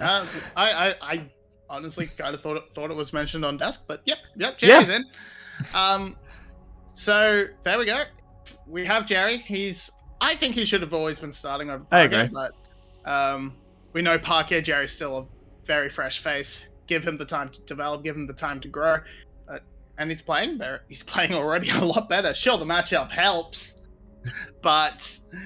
Yeah, very good start from Team Secret overall. They're up 2 kills. They've punished the bot lane. They've punished the overaggression from the from the mid lane. And with this mark spawning and pressure in the bot side, this should be a third for 𝘀𝗀𝗀, provided Eddie doesn't just sort of tunnel vision on these plates and go. But Jerry has moved down. They are really playing around 𝘀𝗀𝗀's marks here. This is really fantastic. I understand. I'm sure if you're watching the cast, you might be getting frustrated, but I am a huge Kindred lover. She's my favorite champion. But yeah, look at how the team rotated down. Jerry just walks into the river, just checks if the Talon's around. He's not. You have time to take your Gromp, then go get your mark. You now have 3 marks before you've even gotten a kill. It's basically the dream here as 𝘁𝗀𝗀 throws out a hook. We'll get it onto the Nami, into the Chompers. 𝘁𝗀𝗀 will fall, and Team Secret are just playing an excellent early game. Yeah, it goes for, I feel like, Burst the Sky, not expecting it. They imagined the hook. It's going to go onto Amina, and did not react to it actually going out towards 𝘁𝗀𝗀. Really great play from 𝘁𝗀𝗀, bit of misstep from Sky. And to bring back onto the Kindred just a little bit, I think, you want to play with your Kindred as much as possible to get them to 4. After that, you're on your own, mate. You've got your first range upgrade. Go away. Well, but, I mean, the thing about Kindred is like, once you hit 4, you stop playing around the wolf hunts quite as much. For those who don't know, wolf marks camps, lamb marks champions. Oh, 𝘀𝗀𝗀 over the wall, but you still definitely want to play around the Kindred because it's an AD carry. I mean, yeah, you play around it as any old marksman, but you don't like dedicate resources. Yeah, of course. Pushing in, etc., etc. Herald coming up. So they're going to try and move in on this one. I don't think they can get close enough. This is just... Ooh, actually... Still got 2k. Oh, the eye spawns though. Oh, it turned around, but 𝘀cie did a good job zoning. So that will be an objective secured. The Ornhorn has been blown. It knocks up 2. They can charge in. Shadow Surge lands out of 𝘀cie. He can dive in, and he does right after the flash is used. Perfect stuff here from Team Secret. Where was this in game 1? Another Shadow Surge under the tower. Misses the Mistral Bolt. Probably won't be able to find 𝘀cie, as now 𝘀cie considers aggression, but thinks better of it. Yeah, can't convert onto 𝘀cie. Flashes out to safety, but 𝘂𝗏 and 𝘁𝗀 sticking around. They want to try and convert, but 𝘂𝗏, he's not taking tower though. He's fine. He's not taking tower. 𝘀cie coming in from the side. Eddie goes low, lands a zap. He'll take a quick nap, but look at 𝑑NK bearing down. Wolf will chop. One more shot out of 𝑑NK. Does he have the Dance of Arrows? He does, but it lands onto 𝘁𝗶𝗀. Good escape there by 𝘀cie. Well played. Yeah. 𝘂𝗏 just making it out of turret range before the bubble lands. Very, very lucky coming out of him, and 𝘀cie being able to pick up that second flash from 𝑑NK, makes sure that he gets out as well, and this don't stop. Another hook. The fight never stops here in the VCS, baby! The party continues as 𝑑NK now bearing forward onto the Renekton. They need to be careful. Nagia tanking it up. Ryuk goes low. A few more hits from the Kindred will be plenty. 𝘁𝗀 low as well. 𝘀𝗏's already on the run. This is really unfortunate for 𝑑NK because he's picking up lots of kills and assists, but Talon is the one that won't die. Yeah, but I don't think he's that caught up. I don't think so. I agree. So, but yeah, look, it's a victory for 𝘀𝗏. They get to go down and deny the mark. Yeah, it's all good for them. No, Ryuk, the ants. He's decided he's an ant. He goes marching one by one. They just tried to collapse on them grouped up on the top side. Jerry being low was bait in the water, but no, it wasn't to be. They just weren't synced up. They fought. They weren't fighting as a unit, and they just gave over more kills to the side of Team Secret. Yeah, and now it's a 3-kill Eddie. jinx. It's a 3-kill jinx, Marty. Yeah. That's terrifying. Yeah, what is it? It's a 2k gold lead at 10 minutes. It's very, very big for the time slot, and we're going to have to see what 𝘀𝗏 can do to try and get back into it. Vision is, of course, usually the key, especially with picks like Zoe and Talon. Yep. They are going to be looking to try and play around Vision, try and find bubbles and good pick-offs. 𝘀𝗏 making his way down. Just going to try and put this Rift Herald onto the Lucian, I think, or not. Just trying to get the shove out. Yeah, they're just going to shove it in, use it to buy a good reset. It was going to be pretty hard to push into Eddie here. I'm not sure what they're going to do with the Rift Herald. Perhaps I'll just try and get some plates onto 𝘀cie. Look, the 𝘀𝗏 comp definitely has comeback mechanics. You know, Zoe pick never really goes away. Talon, still an assassin. Particularly with this Ghost Blade first, something I actually really like, being able to get around the map at hyperspeed. But they are in a rough position because they don't exactly scale particularly well comparative to something like a Jinx. As Ryuk wants to go for the solo kill. 𝘀𝗏 is here. Is he just going to immediately call it off? Ornhorn coming in. They'll get a double knock up. Jerry arrives with the Shadow Surge, gets the reset. 𝑑NK, get your assist, get your stack! He didn't get the assist! Oh, what were you waiting for? 𝘀𝗏, what the hell was that whole play? That was horrible. Stupid. Yeah, that was just horrible. So, first one, Nagia is probably the worst target to actually try and kill. It's because considering who you are, two AD champions onto a man who's just building all the armor in the world. You see the teleport come down instantly, and you don't go, all right, time to run away. 4th stack for Kindred, just by the way. Yeah, that's good, and also, yeah, we see 𝘀𝗏. He just sits Just there leave. waiting As for soon his as you friends. say the TP, just leave. Yeah, either leave or go quicker. Wait for your predator to charge up while you're walking at the Ornn. Don't just stand there for 10 seconds going, yes, my plan will come together, because it's not going to come together. And they get nothing from the Herald as well. It just must have been expiring. They Yeah, it was just expiring. They get nothing from it. This is a bit of a disaster here for 𝘀𝗏. That Herald was kind of the one positive thing they had going for them. Oh, what happened here? Did someone go down? There's a... Oh, okay, 𝘀𝗏.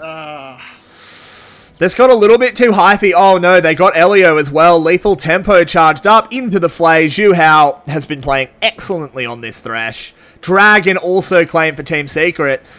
And hey, we're going to go to a game 3, I think. It's only 13 minutes. This is the VCS, but I'm comfortable saying it. They pushed so aggressively straight into the Jinx exhaust. I'm like, well, we can't actually do anything. We have to fall back, and we're onto tower, so we just get blown down by that.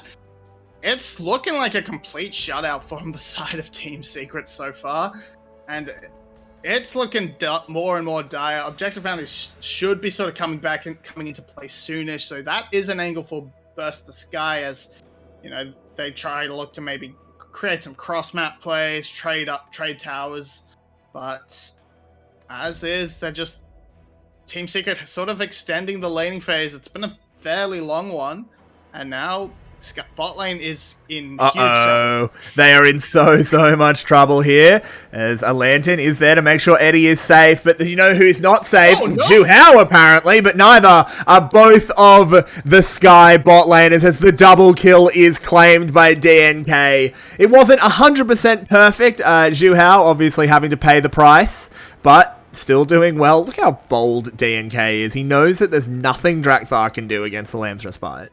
Yeah, it's the fact the ult didn't get used at all in the dive just means they can be so aggressive to 𝘀𝗏, you can't jump in. What are you doing, 𝘀𝗏? Like, It's okay. yeah, They can't necessarily go on him either, so whatever, just farm the wave. But the tower does fall, and Team Secret just gets further and further ahead. Let's look at how this started, because 𝘂𝗏 melts. Yeah, like, he's just very far ahead. He's taking tower, and he gets blown up by the pressy attack plus the tower damage. It's just too much for him. Not enough time for DNK, not expecting it either, so it doesn't pop the respite or anything. He's also going for the 𝘀𝗰𝗶𝗹𝘀 Thresh build, so going for that extra engage potential coming out from the Shurelias, which I think is mostly completely unnecessary when you have no one on your team, but hey, go off. Go off, King. But now, Sky trying to make something come back for him as they get first position on this Rift Herald. I don't think you have to fight it by Team Secret, but there's nothing else on the map, so you might as well I think the objective is not so much to get the Rift Herald, it's to get the fight. You're so far ahead, you just want to leverage that. 𝘂𝗏 getting bubbled up and slapped, taking the double bubble. Lamb's Respite is used to keep him safe as Herald goes lower and lower. There's the Ornhorn being blown. Oh, they interrupted the parkour! That's a dead jungler! Excellently done there by 𝘁𝗏 as the trade is there. It's just the one, though. It's just the support. Shadow Surge lands. Can you hear the Vex coming? I think they can, but thankfully they do manage to flash away. The Super Mega Death Rocket tags onto 𝘀𝗏 as DNK charges forward. You need to be careful. Surfs over the wall with the Dance of Arrows, but no, Kindred will fall. The knockup from 𝘁𝗏 is good, and now Eddie is excited. He's rolling forward. He flashes over the wall. He'll take out the double kill. 𝘁𝗏 goes left. 𝘁𝗏 goes right. 𝘁𝗏 goes up. 𝘁𝗏 goes dead. As they pick up all of the kills, they win another fight, and they're now 6k ahead. Oh, look, I couldn't do anything there, but he made it look good. he made dying look good. But yeah, it was actually a fairly good fight from the side of Sky. Ryuk tore up the backside and blew up 𝘂𝗏 in the end.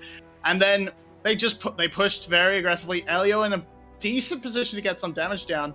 As we can see here, yeah, we're just gonna rewind a little bit and see the big flank from Ryuk actually able to sort of undermine the chase, and because he trades, I think it gets 𝘀𝗏 a little bit excited. Very good flash from him initially to sort of get away from this Vex, and with that and 𝘀𝗏, they feel like, yeah, we can just sort of go out. Over-aggression from DNK gets punished, very good, and then yeah, we just see 𝘀𝗏 sort of playing in an okay position, can't get anything else done beyond that beyond buffing up Lucian to blow up DNK, and then yeah, we see some fun stuff from 𝘀𝗏. With Eddie flashing over the wall after him, he was just trapped. He was on the wrong side of history. He was. Unfortunate. Zoe's actually been pretty decent, hitting some pretty good bubbles and stuff, but unfortunately just a little bit too far behind, and as I say it, another bubble lands. Paddlestar follow-up wasn't quite there, though. Yeah. As the Mythics are coming in. 𝘁𝗏 only level 12, can't hand out any ornaments yet. It's on the way, though. Yeah, just another level, and he gets his first.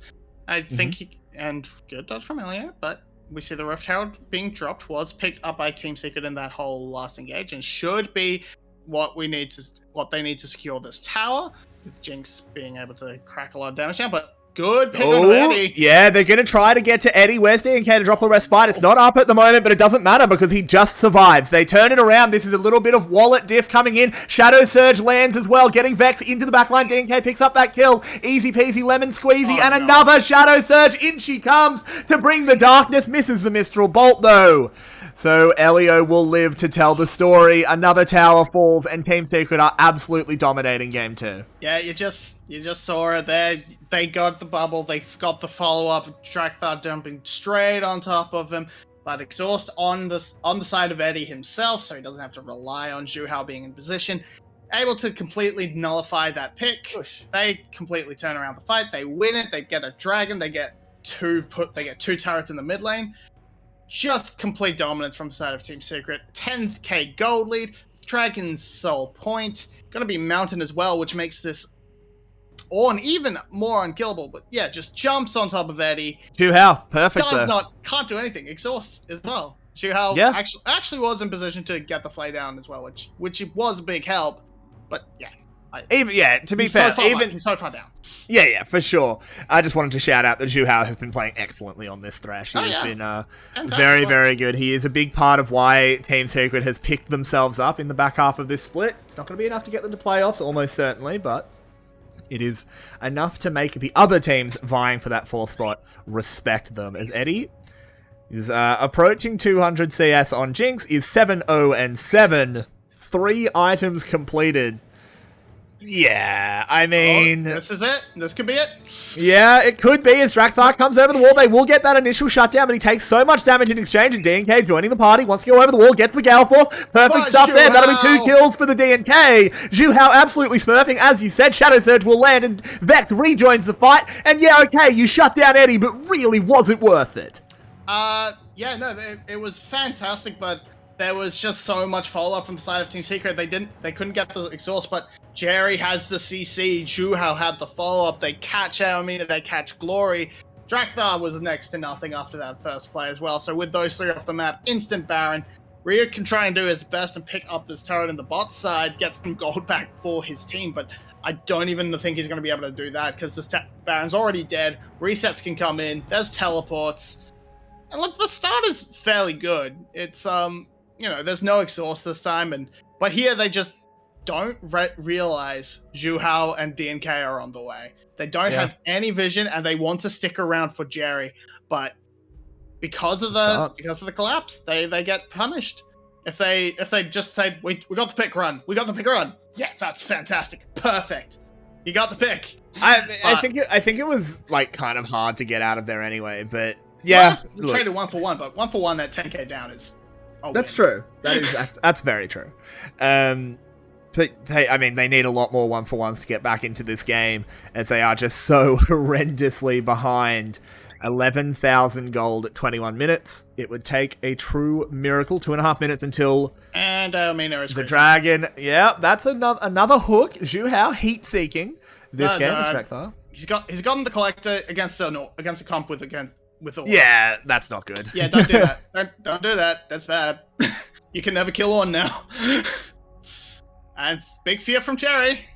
Yeah, it's lovely there. 𝘀𝗀𝗺 will fall. He's the first one to go down. Eddie is excited, charging in. Jerry lands another Shadow Surge. Has been so on point. The Super Mega Death Rocket is perfect. 𝘀𝗀𝗺 kind of selling out his friend there, as that is a kill onto 𝘀𝗀𝗀. Xiuhao moves forward. He lands the hook. He lands the flay. And 𝘀𝗀𝗀 will be the last one to fall. How appropriate. The last bastion of hope for Skye has been crushed. The eye turns and glares directly at the sky as they avenge Game 1. They bring us level and give us a 3-game series with a dominant performance in Game 2.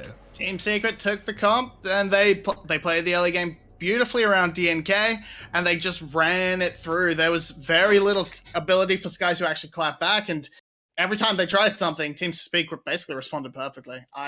Not much to say, because that was just so one-sided. It really was. I mean, it was just a stomp. If Team Secret play like that again, they'll win the 3rd game, but I think Skye can definitely fight back and hold them honest. We will be back in just about 7 minutes with our analyst desk to break down everything that went right and everything that went wrong. Rakan, seriously, can you be polite? Don't go anywhere, guys. We'll be back. We'll be back in just a little bit. Exactly. Be like the cat. Anyway, we will see you soon, guys. Don't go anywhere.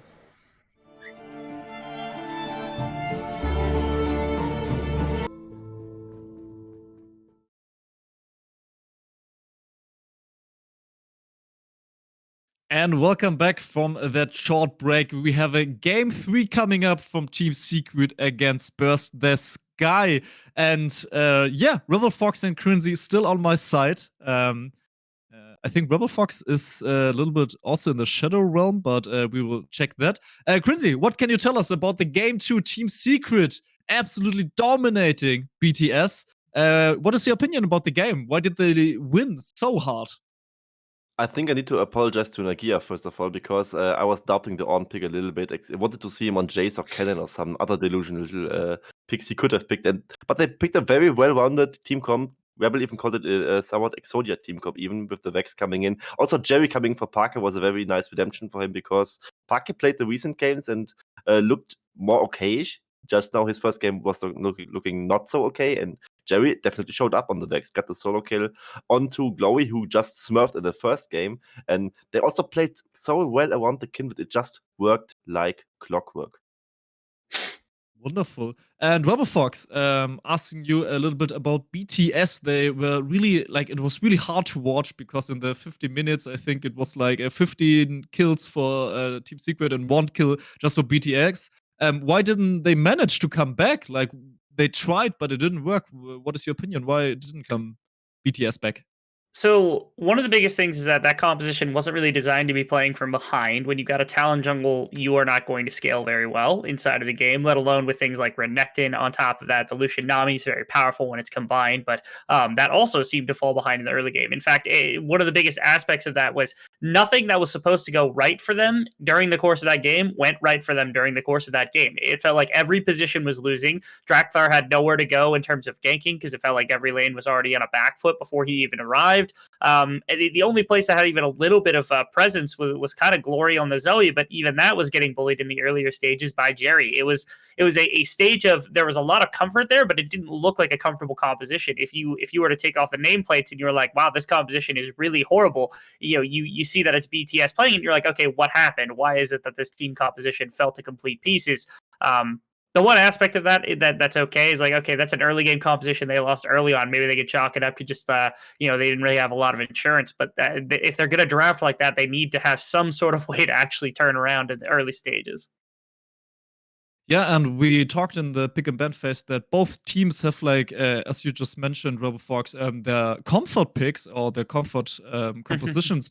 And does this now mean, 𝘀cie, that Team Secret is the better team than BTS? Because in the comfort match, they won the game really clear. Like, it was really dominant from them. Could you say now that Team Secret is the better team than BTS? It's a very tough call, I would say. I think it would be a slight overreaction to just immediately call them the better team. I mean, we just now saw 2 games of them. I think maybe 𝘀𝗀 just now also was like a little bit underestimating how it would work with the all composition on the side of Team Secret. And I also don't think that Drakthar will again just go for the Talon without Ignite. I don't really like that pick at all. And maybe also don't go Collector into an on. That's something that 𝘀𝗀 was very vocal about in the stream chat earlier. And yeah, he demanded us to go into detail with this. And yeah, gotta go into detail to do him justice here. And as I just go and enter the Shadow Realm, I can speak of it that you really should go the anti-HP stacking item if you go against an on. You really do not go anywhere with the lethality build. And yeah, this just now shows how 𝘀𝗀 was maybe a little bit too cocky, but with a very different approach in the next game where they have like a little bit more of a fallback plan, they can easily take him free again.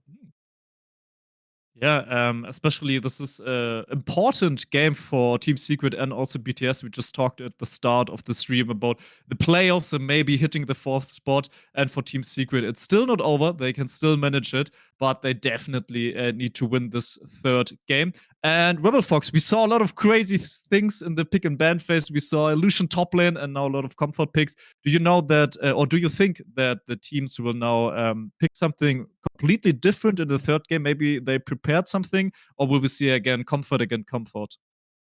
So I've started to become wary of what's happened with BTS, which is that this Renekton pick is ruining their lives. There's a reason why a lot of people hate this pick. It's very valid reasoning as we step into the draft, but that's twice now, and it's not even the first series that they have prioritized this pick over literally everything. They are still banning Graves away. I would rather see Drakthar on Graves and Ryuk on any other champion than Ryuk on Renekton and them having to ban Graves because they didn't put any priority on that champion.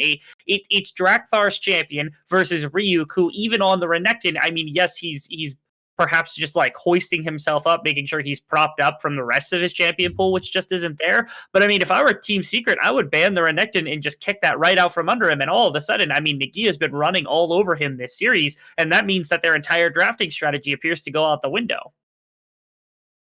Yeah, and now we are in the pick and ban phase, and we see the respect ban because Jerry is now again in the mid lane. And yeah, 𝘀𝗀cie, what do you think about the Vex respect ban against Jerry? I think the Vex ban is definitely needed here, but I think I just You just go again into the realm. Maybe you can see the future and tell us who will win the game 3. And 𝘀𝗀cie is gone officially, and we have now the Syndra for Jerry. And yeah, red side first picking mid lane. Is this really the smartest decision?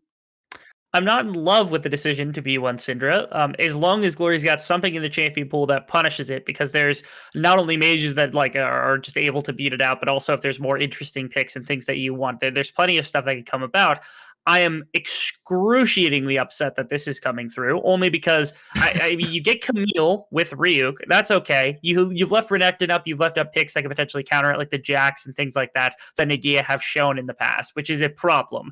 But then to immediately also put 𝘀𝗀ie, who popped off insanely in game 1, when you see a B1 Syndra on a Galio, something that's not going to punish that laning phase and is so focused on roaming, it feels like they've used no information that's been given to them from the side of Team Secret, and they just walked in saying, okay, we're playing Camille Galio no matter what the situation might be. I mean, they are not Team Secret. Team Secret are the ones that get to run this with impunity, because they're the ones that created it over 2 seasons ago, or whatever it was when they came up with this strategy. And 𝘀𝗀𝗋 is trying to run it against the Masters here. Yeah, definitely really difficult if you go against the Master. And we have the red side, which means we have a counter pick for them. Team Secret can counter one lane, but already mid lane and top lane. Galio can also go maybe support. I'm not quite sure about that. But we have the Jinx gang for Eddie and 𝘂. Wow, I really thought his Thresh was, for my opinion, the MVP for the last game. I really, really thought he played really well. But let's see if we can get the Thresh or maybe a Thresh ban, because bot lane is starting to click in. And Galio 𝘁𝗋𝗋 is not the baddest bot lane, right? Yeah, Galio 𝘁𝗋𝗋 is actually really interesting as a combination. Not only because, I mean, they could even potentially just leave up supports. You don't really care if it's Alistar or if it's Leona or if it's any of those type of champions. You kind of want the Thresh off the board. But I like the fact that BTS is saying, okay, we'll just ban top laners now, because you didn't go for the top lane, counter pick potentially, or you're going to force Gwen into that role. And if that's something Ryuk is comfortable with, that is okay. I'm really kind of hoping that this is the strategy. Now, the one problem with this is it means that 𝘀𝗀𝗀 needs something desperately in the back pocket that can full carry a game, because when you're rocking now 𝘁𝗋𝗋, Galio in your composition, Ryuk in your composition on the Camille, you've got damage, but you need something that can hard carry fights and or take objectives extremely well. That's got to be, it's either there or Drakthar that have to kind of take that away in terms of the whole carrying, and that to me seems like more of a 𝘀𝗀𝗀 thing, especially with the limited magic damage. It's much harder to find a full carry magic damage jungler than it is a full carry magic laner mid laner. So I'm expecting here quite a bit of a kind of intention for 𝘀𝗀𝗀, and I'm really now, this is getting my hopes up, just hoping now that we're going to see something big for 𝘀𝗀𝗀 and to play around what is effectively the support Galio combination with this 𝘁𝗋𝗋. We definitely need something big, because it's a game number 3 who will take this series away. Is it Team Secret or BTS? And yeah, as you just mentioned, 𝘀𝗀𝗀 definitely needs something big, and there we go, the bot lane who just yeah, not won the 2v2, but definitely with some help, is back again. Team Secret really comfortable with 𝘀cie and 𝘀😀, who I think the 𝘀😀 went 8-0 out of the game, or 8-1, was really good. And now we have the 𝘀𝗀𝗋𝗀 also in the jungle, just hovering it. Unlucky, because I really like the 𝘀𝗀𝗋𝗀 idea.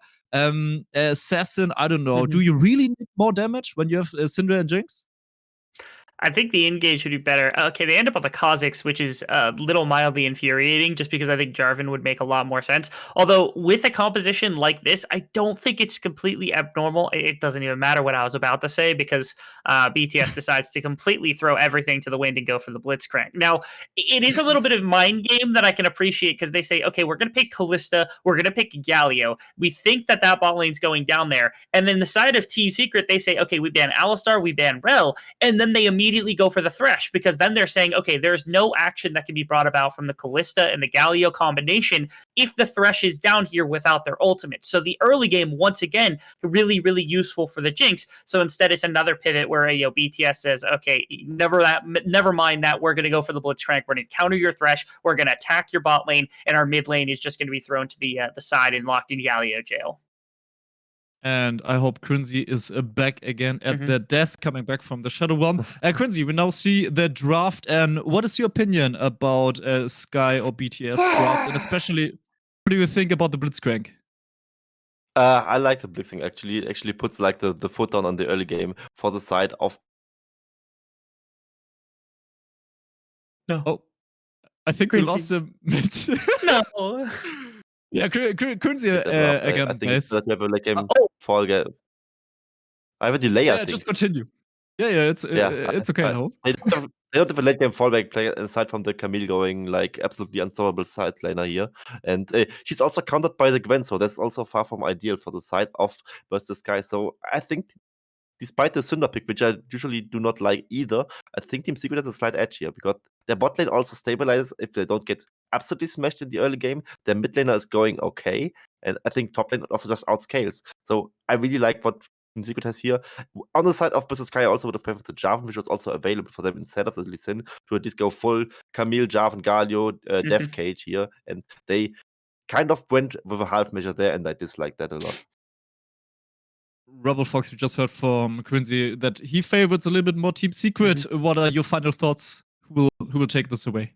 I favor Team Secret. I'm upset that Galio didn't get flexed into the support role. I'm going to throw this to our casters. If you remember the 𝘀𝗀𝗋 Azir, where's my 𝘀𝗀𝗋 Azir to be able to carry a game like this? You compare that with a Jarvan, and all of a sudden this composition becomes an absolute menace. Instead, it feels like one that's going to fall to the wayside way too early, and it's really kind of contingent on this massive team fight engage. I'm not trusting BTS here. I'm going to go Team Secret in the 2-1. Team Secret. So let's go give it up for the casters, 𝘀𝗋𝗋 and 𝘁𝗶𝗶. Take it away for game number 3. Thank you once again, 𝘀𝗀𝗋, 𝘀𝗏𝗋, and 𝘀𝗀𝗋. We do pray for your eternal soul as we hope you can overcome your battles in the Shadow Realm. Perhaps your deck shouldn't have so many pathetic cards. I think BTS has gone for a very off-the-wall composition. 𝘂𝑒𝑙𝑖STA is an old 𝘁𝗀𝗋𝗀 special, though. We've talked about the Lucian quite a lot. He always used to have 𝘂𝑒𝑙𝑖STA banned against him because he is incredible on the champion. Do you think it's enough against something like the 𝘀𝗀𝗋s? No. I mean, look, the thing with the spot lane is it can be. It definitely can be. And that doesn't necessarily fall down to the 𝘂𝑒𝑙𝑖STA, though. That falls down to the Blitzcrank. If the Blitzcrank can smash these hooks out and get fantastic hook grabs, and just completely destroy the bot lane, then yeah, 𝘂𝑒𝑙𝑖STA can absolutely get rolling, and you can snowball this composition through, and that's basically the win condition for versus 𝘀𝗀𝗋𝗀. Get rolling, control the get your 𝘂𝑒𝑙𝑖STA in particular ahead, then double down with Camille Galio and just try and snowball through that victory. Unfortunately, from what we've seen so far this series, the early game hasn't exactly been the best from Burst the Skies. Yeah, that was a hook. Yeah, look, you throw them out. You miss every hook you don't take, so, go for something. Oh, look, he gets to show off a cat! Oh my god! Okay, I have to say, Blitz and Crank is a great skin. Yeah, Blitz and Crank is really good. Yeah, I haven't seen it in game. I didn't know he got to show off a cat. That's the best taunt ever. Yeah, look at it. It's kind of the opposite of a taunt, though. It's true. What sick people are on Summoner's Rift where you're going, hey, look at this cat. Oh, I'm going to get it. No, that said, Yuumi PTSD. It's a thing. It's true. It's very true.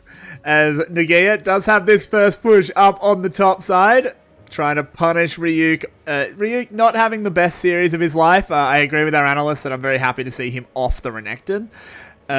See if he can redeem himself with this 𝘀cie. They do have a very strong lockdown comp, and as our analyst said, they need to make some moves in the early game with this Galio.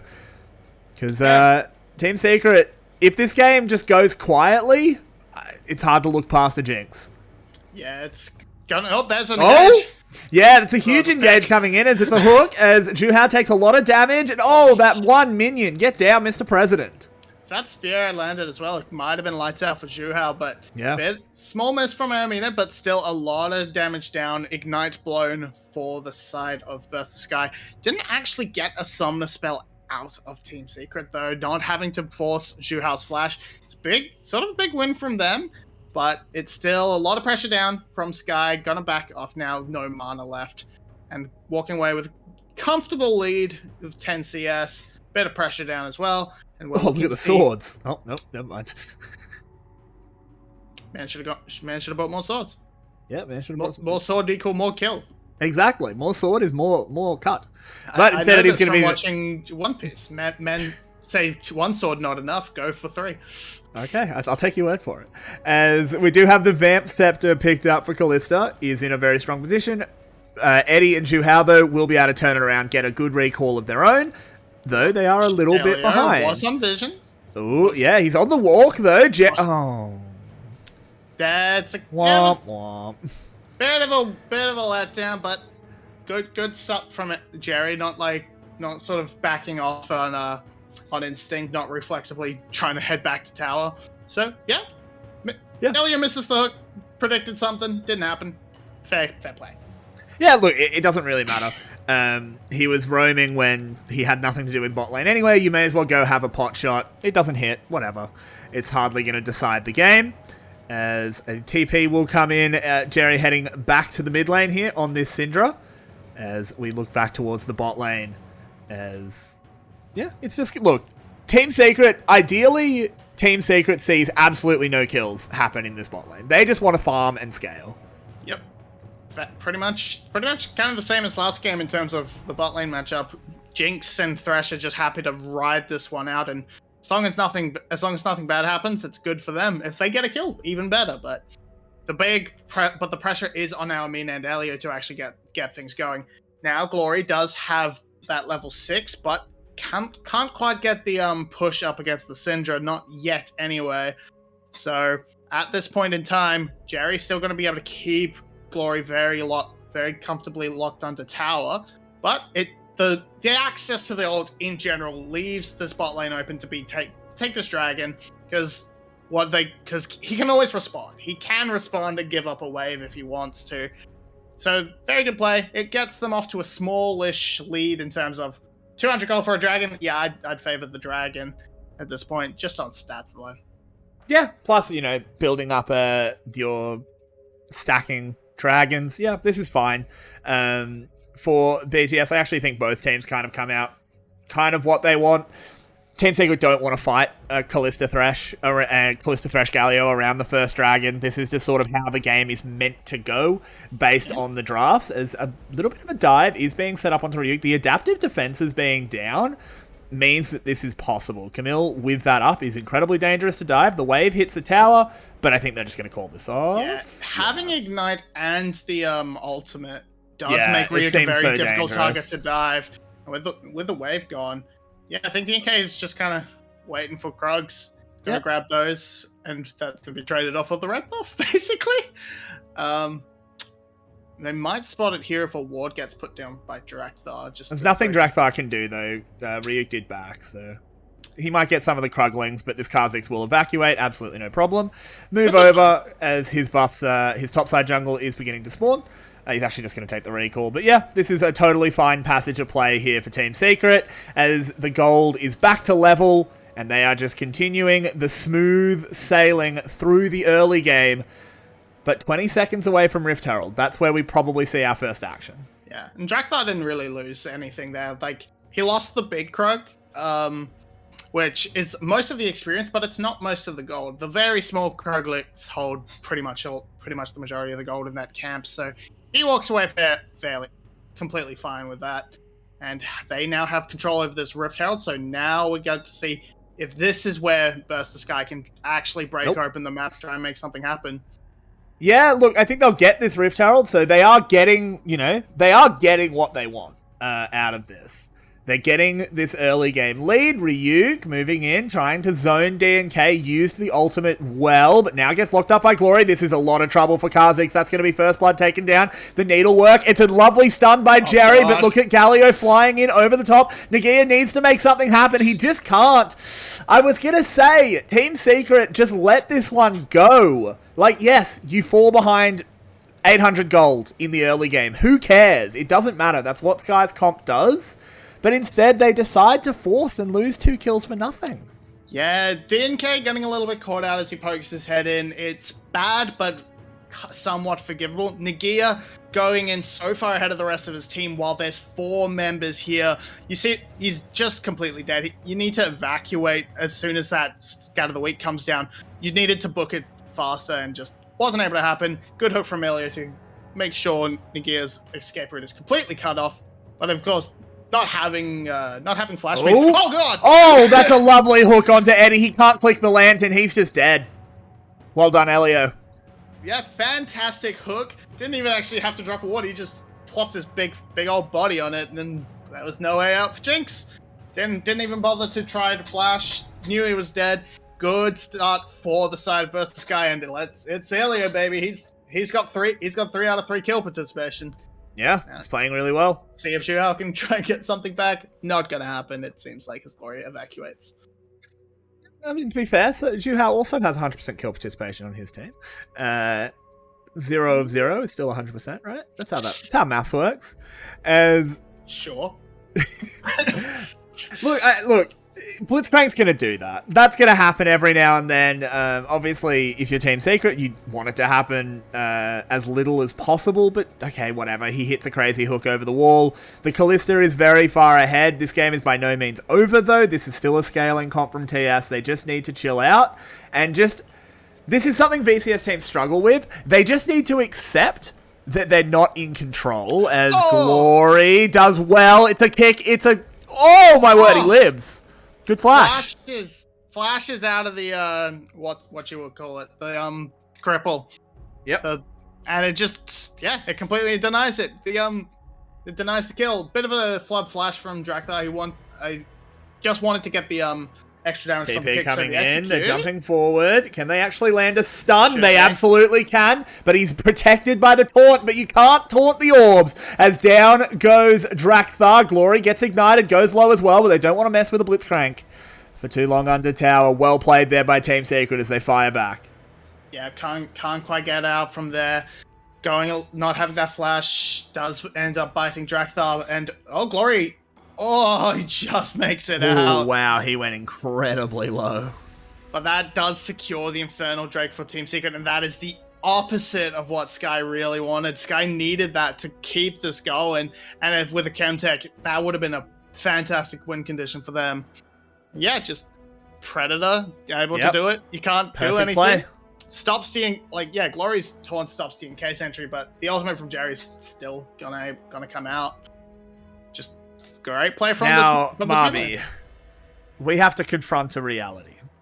We have just gone to a Chemtech Rift, and one team has a 𝘁𝗀𝗺. Is this the most miserable playing experience possible?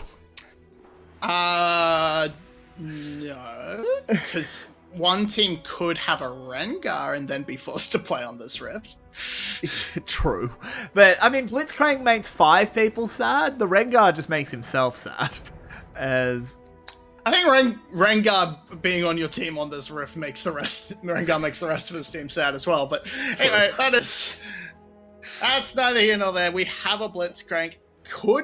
Could make a lot of interesting things happen now, but Still going to be very interesting. Still going to This be a rift, little this bit... rift in general makes it very hard for Team Secret, I think. Look how much like pick potential. You just can't walk into that gas as Team Secret, but of course you don't really have the choice. It takes up, you know, half the map. Yeah, but I mean, by the same token, there's lots of pick on the side of Team Secret. If you could be happily walking along and then get a Scout of the Week to the face, get a Thresh Hook.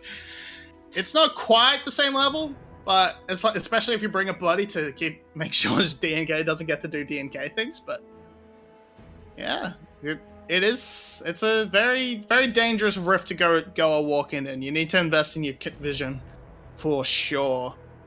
So now we see Elio doing his best to make sure 𝘀𝗻𝗄 can get solo plate goal, but should be sticking around to just make sure you get the plates, because with that extra pressure is better than just trying to go for the grade. In my opinion. For sure. Yeah, I 100% agree.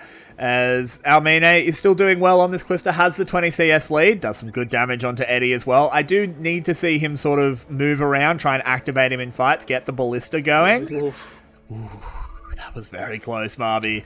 DNK is lurking, covering them off. He is spotted, though. They will be okay. Can call for reinforcements if needed. Yeah, and that should fizzle out the play there. Rift Herald should be up fairly soon, so that will be the next point of call for these teams. We'll see if we can actually really get 𝘀𝗻𝗄 involved in something now, because he's been fairly quiet. Got that one pick with Elio in the bot side onto the Jinx, but now gonna rotate up, grab this Rift Herald, and I think we can follow that through into the mid lane and secure that mid outer tower, and that is just an absolutely important one to confirm. Words are hard, 𝘀𝗻𝗄. I agree. But you know what's easy? Drakthar picking up this Rift Herald. It's completely uncontested. They will take another objective, but Team Secret have stopped the bleeding for now. They're 2k gold down. That's a bit more than I think is acceptable, considering the compositions, but at least it's not 5k, as it can often be in the VCS. It is about to go up, though, with this Rift Herald being available to crack open the mid lane. I don't even think they'll need the Herald. Yep, they're just going to 𝘀𝗀 it, as another hook dodged by Jerry. Can they turn this around? They do land the stun, but DNK just can't do anything, and our desk pointed it out that what does this 𝘁𝗁 pick do? It looks in. It's a very good scouting pick, as he can sort of waddle his way through and not get caught. It's very good at that, but beyond that, yeah, not much. Like if you were paired up with an Orianna, I could see it. I could see it being like, oh yeah, easy access in the back line, a bit of an invisible ball carrier, but oh no, 𝘀𝗀𝗋, you may have made a terrible mistake. Oh, just books it immediately. Just brings run up the turret. Yeah, just get out of there. No choice. Riek not gonna commit into trying to land the ult to keep them locked, but now they have to be a little bit careful. 𝘁𝗏 unspotted. Ooh, they're moving in. The needlework is landing, but 𝘀𝗀𝗋, you just don't do enough damage at this point. The rocket lands over the top. Can they at least kill Elio? He goes low, he goes down, and now on the side, Jerry just gets caught. He gets taken down, and Team Secret, they're getting antsy. Oh, that's something I haven't seen before. It's actually a Everfrost on the Galio. Yeah. Yeah, so that should buff the damage a little bit more than the standard sort of rocket belt sort of play. Also lets 𝘀𝗀𝗋 be a little bit more versatile with the CC, and yeah, uses it to great effect, catching out Jerry. So it's 2-for-1 overall, and that gives them in a great position to pick up this dragon, puts them on 2, gets them more than happy, and now sitting at around 4 and a bit K, yeah, they're off to a very good start. Skye might be able to actually bring this home. Yeah, I think so. Yeah, look, 𝘀𝗀𝗋, I just don't... What are you doing there? That never works, I feel. That's a good play out of 𝘁𝗏 to try and hold them up. But it's just Skye with the run. Yeah, it's definitely like... Again, it's sort of not checking, not paying attention to vision, not actually knowing where the members are. 𝘀𝗀𝗋 pushing forward with 𝘁𝗏, it seems fine on its own, but because Elio's there to cut off the support, it just completely shuts down that play. Jerry flanks down from a really awkward angle and finds himself wedged between everybody and gets picked up as well. So bad pathing choices, bad read on where the enemy team are on the map. And that's what's biting Team Secret right now, especially in that play.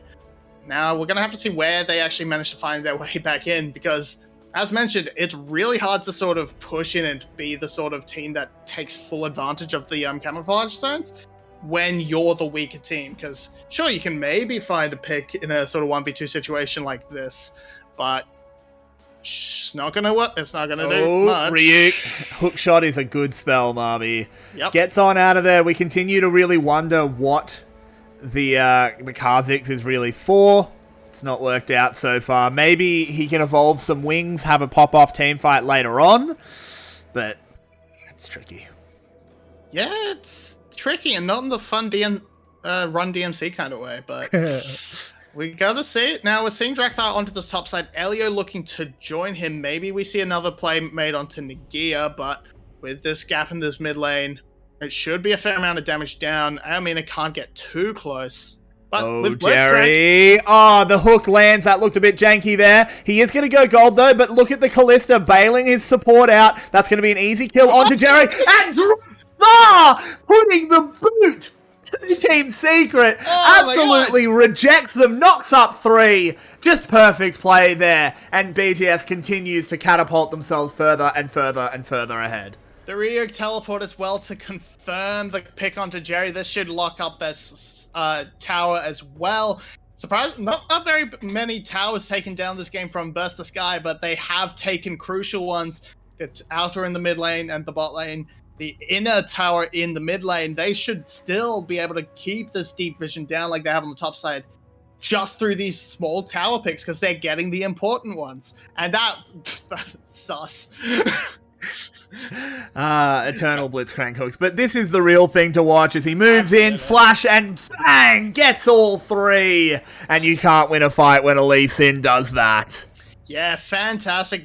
DNK able to get away because 𝘁𝗀 pivots and just makes sure Eddie goes down, because, yeah, DNK is useless. It's not like the objective on the map was something that you have to worry about the smite either, so easy pickings, easy takeaway, and now just 6k gold lead at 20 minutes? Is that enough? I feel like it should be. Yeah. Without a major blunder, that is, but it can always happen. I mean, look, it would take a major blunder, but it doesn't necessarily just have to be a... Oh, no. Oh, no. 𝘀𝗃 lurking. Eddie gets tagged up, but he's okay. Umbral Glaive is a good item. It is. It doesn't necessarily have to just be a mechanical mistake. They need to close this out. You are 6k gold ahead, but that needs to keep getting bigger, and you do need to push into the base, because eventually you get outscaled. They have a Gwen, they have a Jinx. You do lose this game if it goes to 50 minutes. Yep, and while their pick and dive is great, their siege is dog, so they need this Baron, and they found a pick. They get the pick onto 𝘁𝗃. Blitzcrank gets taken to safety as well. They're going to bear down onto 𝘁𝗀. 𝘁𝗃 does a lot of damage, but he doesn't do enough yet. As in comes 𝘁𝗀, joining the fight. 𝘁𝗀 puts down the ultimatum, and they will not accept. World War I will start and rage across Europe. As they try to retreat into the gas, they have absolutely no chance. Ooh, never mind. DNK has invisibility. He gets out of there well, but this is Baron.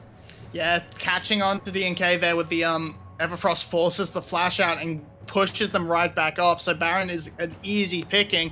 30 seconds to the dragon. That is possible to be taken if Team Secret wanted to commit that way, but they choose not to. So it should be a very easy setup for Sky to pick that up this Baron, convert that into soul point. There's still tons of standing gold on the map, especially in that top lane. So can balloon this gold lead even further. And at that point, they should be able to take straight up 5-on-5s, but straight up, really good play from the side of Why do you keep chasing this?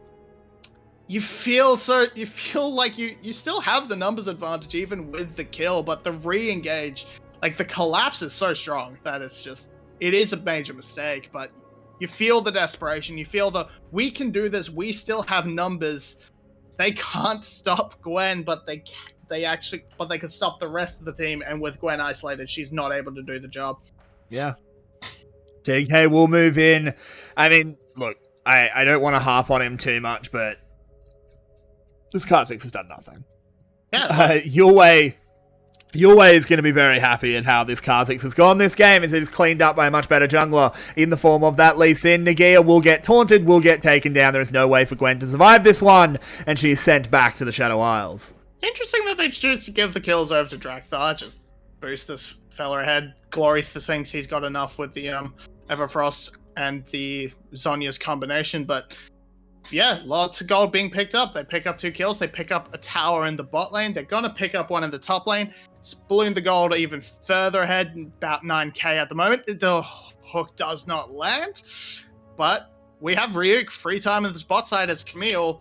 That's a dead tower. That almost certainly. That's a dead Jerry. That is a dead Jerry, as he, just throws out the Hextech Ultimatum. He will go gold for a little bit, but he wasn't actually taking the tower, so he doesn't go down. He does finally fall, but it just doesn't matter because the rest of Skye is here. They're moving in onto the inhibitor. This is exactly what I wanted to see, 𝘁𝗶𝗶. Don't take your boot off their neck. You can't let them breathe even for a moment, and they haven't. They have successfully choking them out as they're pushing into the mid lane.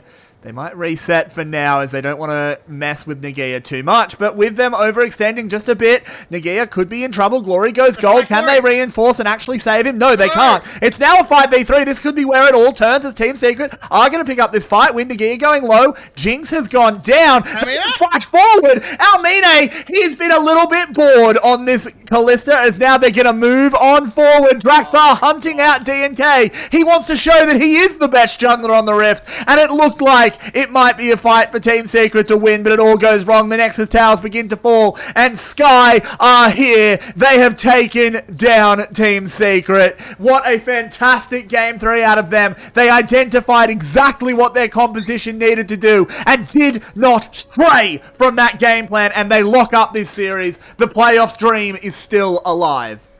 Yeah, look, game 2 was a bit of a blunder, but considering how one-sided it was, you can almost write that off because as it just, well, this game got out of hand.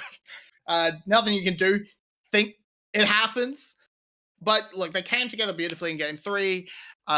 Really great play out of Elio. 𝘀𝗀𝗋 actually making this Galio look very impressive, being in the right position all the time. That magic damage reduction coming in from the ultimate was crucial in a lot of the early skirmishes.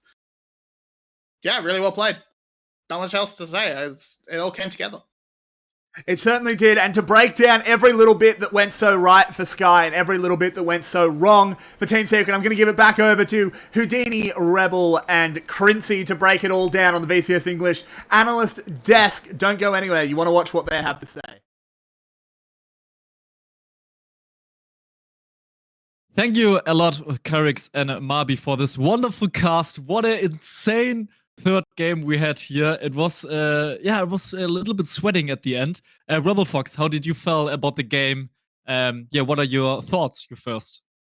So our first 2 series, or our first 2 games of the series, my apologies, they were both dictated by the team that actually had a little bit less of an early game composition. It was the team that was drafting to fight early and often as much as possible that really kind of threw in the towel eventually after only a little bit of time in both of those first 2 games. But in game 3, it was a very strange kind of change of pace. It was a lot more leaning into both a combination of kind of everywhere on the map being powerful, but also especially bottom lane having a lot more power. And the other big thing is that the team fighting is really powerful for BTS just to begin the game. And for some reason, not sure why, the VCS has this really big problem with flipping around Rift Herald, flipping around objectives that they shouldn't be contesting. They feel like they just cannot give anything up. And so when they go to contest these things, all of a sudden, when you've got a Galio alongside what is like a Camille combination, when you've got a Lee Sin in the earlier stage of the game, when you've got a 𝘁𝗋𝗃 to throw into the mix with everything else and a Blitzcrank for pick, there's just so much snowballing that can happen when you give up one little fight. It started with 2,000 gold, and BTS pushed that into an 8,000-9,000 gold lead only 10-15 minutes after that first point. It is incredible the way they were actually able to convert on that early game. Really impressive stuff from BTS in that one. Yeah, and 𝘀𝗀𝗃, I want to talk to you since you're here, and I hope you stay here and not go anywhere. What are your thoughts about Game 3? Because Rebel Fox just told us that BTS didn't lose their lead. Like they had 2,000 gold and then 8,000 gold, but we have this comeback mechanic. We have a lot of dragons. What are your opinions about the last game, and why didn't Team Secret at the end, at the last team fight, didn't make it? It's a little bit of a VCS classic, I would say. Better draft always loses. But jokes aside, the thing is just Burster Sky got the early game lead as expected with the 𝘀cie Blitzcrank bot lane there, and they also kind of had a little bit of luck with the 𝘀 map coming up for them, which I would argue definitely favors the Blitzcrank, as 𝘀𝗋𝗋 also mentioned on cast. What I also like from them is the discipline difference they had. I mean, they got the lead and then they kept just pressing the issue for them. And Team Secret was still taking some fights. They didn't really lose the early game in a horrible way, I would say. I mean, 2K down at 14 minutes is okay if you have that composition. The Kha'Zix wasn't really doing anything for them, is of course something that the casters also widely recognized there. And the thing is, when BTS was in a similar position last game, or in the first game rather, they were not. I mean, in the game they won. I don't quite remember which one it was, basically. It was the first game, actually. They were not really pressing the issue when they were, like, giving up a break, and which is something many VCS teams had to lose the game over, and this is what happened to Team Secret just now.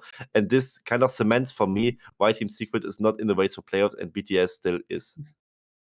Wow, okay, that's a good shot, but at the end, you're right. BTS won today 2 games against Team Secret, but I want to talk a little bit about more for the early game, 𝘀𝗶𝗹𝗀, which you mentioned, because at the early game, they were really chill. The guys were like, all right, it's the last game. BTS is a lot on the stakes for the playoffs. And then they just made the right moves. We saw a lot of roaming from the Blitzcrank, a lot of grabs that didn't land, but at the end, it doesn't matter, right? When you play it like this with the Blitzcrank. Yeah, it was actually really cool. The word that 𝘀cie used was perfect for it, and it's discipline. And it wasn't just kind of the early game in game 3. There were a number of times in game 3 and game 1 where there was potential, for them to actually go re-engage or force something that they didn't have any business forcing in traditional VCS type fashion. But they did. They actually made really good decisions, and they were conscious about the fact that they didn't want to give over additional gold to the side of Team Secret at any given point. Combine that with the fact that, of course, when you have a weaker early game for Team Secret, the thing that their entire foundation is built upon is DNK running things very early on. It leads to a situation in which BTS started to kind of get gold in their pockets, and nothing was going back. They weren't giving anything back. It was like, okay, we take gold, we're done. We take gold again, we're done. We take gold again. There's no back and forth, no ebb and flow, just preventing Team Secret from getting anything back into their own wheelhouse whatsoever. Yeah, so this was the first series of today. Sky BTS won the series for today. We will make, I think, a little longer break for today, and then we will have the second series for you, which is a totally banger. I can promise this to you guys, that it will be definitely really nice. We have 𝘀cie esports against 𝘂𝗰𝗵𝗋 coming up next. So just come back after the break, and we'll have a lot of more fun. See you guys then.